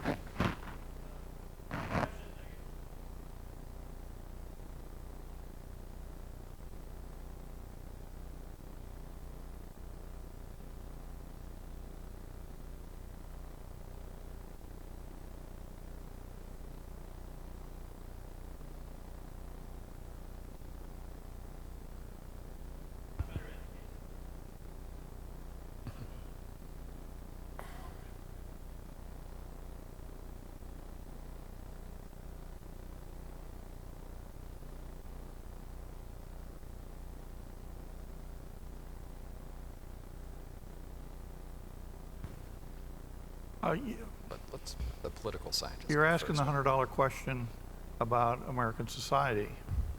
To educate the population means you got to gain their attention. The difficulty is, how do you do that in a world? I'm an old man. I actually remember the original satellite launches because I was alive then. But the point is, they now live in an environment where there's all these distractions, and the decline in level of interest in science, in terms of we're the country with this great economy, all these wonderful scientists, technologists, engineers, and we have one of the highest levels of people who believe all kinds of things about the world that are totally unscientific and have been known to be unscientific for a long time. I mean, dinosaurs walk with people. I mean, there's a significant segment of population. So you're going to have to do it not on a general thing. You have to work on a more selective thing. But that requires sustaining an effort over time. And the problem is in the political sphere, which is where it's going to probably have to come. I mean, George Clooney can do whatever he wants, but that isn't going to convince many people that they got to become climate scientists. But the point is, the ability of political leaders of either party to move the population has been pretty well decimated because of the rigidities we're building into the system. You have to change the political leadership. Okay, how do you do that? You vote in elections. Well, technically, in 2016, you're going to have an election for president. I don't know who's going to win because I don't know who's going to run. But let's say a Democrat wins. The House will not change because the people in the House their districts have been drawn in a way that is virtually impossible to defeat them with someone who might come in from the outside and be interested in climate change. In fact, their fear is attacks from the other side, that they're giving over to, Obama or whoever. So I understand what you're saying, but so what it comes down to, the universities are attempting to educate people. But I'm a political scientist, but I'll say this, most people don't want to do science and engineering. And they take what their biggest courses they take are geology. Well, geology is wonderful as a discipline, but it's not going to they don't know anything about chemistry. They certainly aren't going to go near a physics class. Biology, it's got to be biology that's made very simple. So I don't know how you move a society when there's no natural leadership potential there. It might change. It changes over time. But right now, I think for the next decade, what you see is what you get. And that may be very discouraging, and maybe I'm unduly pessimistic. But, I'm a firm believer in democracy, and people are electing who they want. And so what you see is the voice of the people. So that's why we do subterfuges like the military wants to do something that's related to environmental change because it's impacting their operations, but they can't say the word and they can't say climate change. But they can do it. Now that indicates a leadership that is really not paying attention. Because the military doesn't hide that stuff. If you actually had someone in their staff read the documents, they would see what's going on, but they don't. It's done on sound bites. I'm automatically in favor of the defense budget, except for when we actually want to use it. So I understand what you're saying from a political science perspective. There's a whole series of surveys that are done by NSF every 2 years. And it's depressing when you see the level of scientific information in the population. These are general population statistics, samples. These aren't, selected samples. So what you have to do is work at university level, but that's difficult. I'm in a school with 60,000 students. Our engineering college may have 3,000 students in it, maybe. And I'll bet you half of them will be gone in 2 years, not to graduate, but to other disciplines. And, science, I'm in the College of Sciences. And the sciences, recurrently, they have a lot of biologists, but they have very few chemists, they have very few others.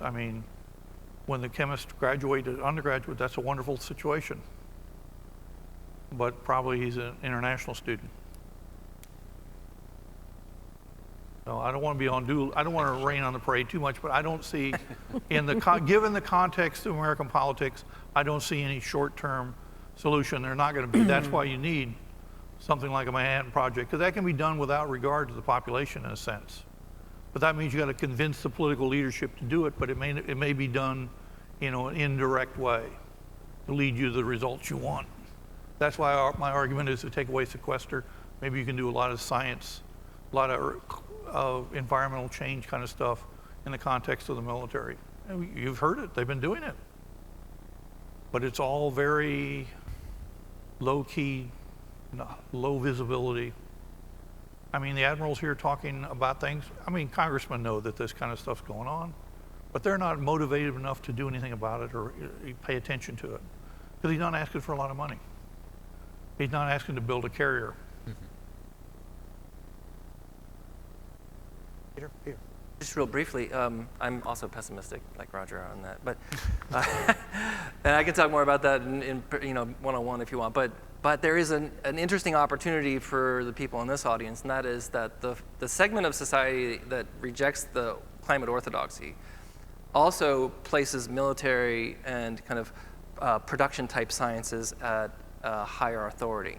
And so the military has an opportunity to introduce a discourse that would be looked upon differently than when a climate science scientist does a press release type thing, or when the UN, FCC has its reports.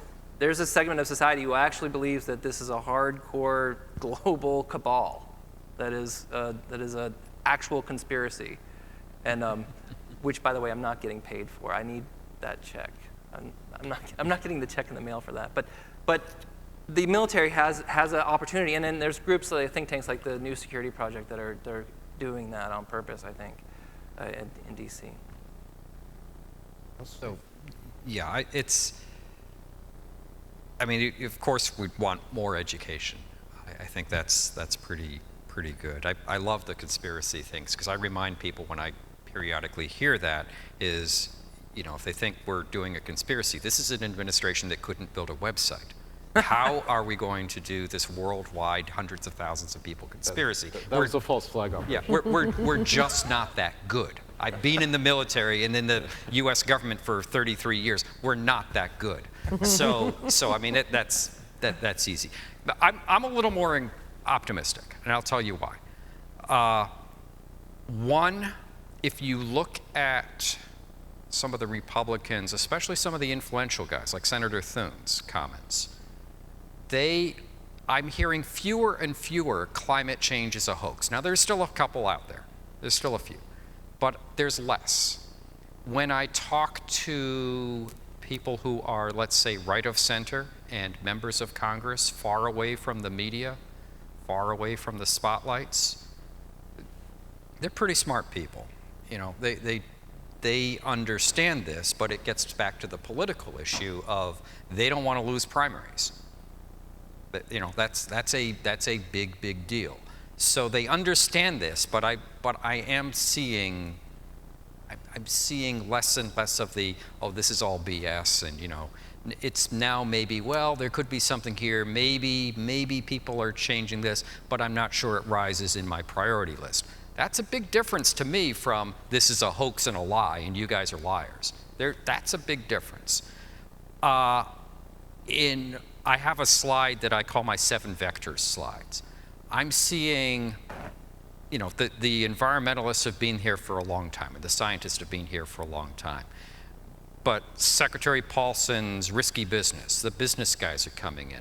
Lloyd's of London talking to all the other insurance guys saying, hey, you really should pay attention to this stuff. There's the security aspect. There's the health aspect. I've been working with an outfit called Catholic Climate Covenant.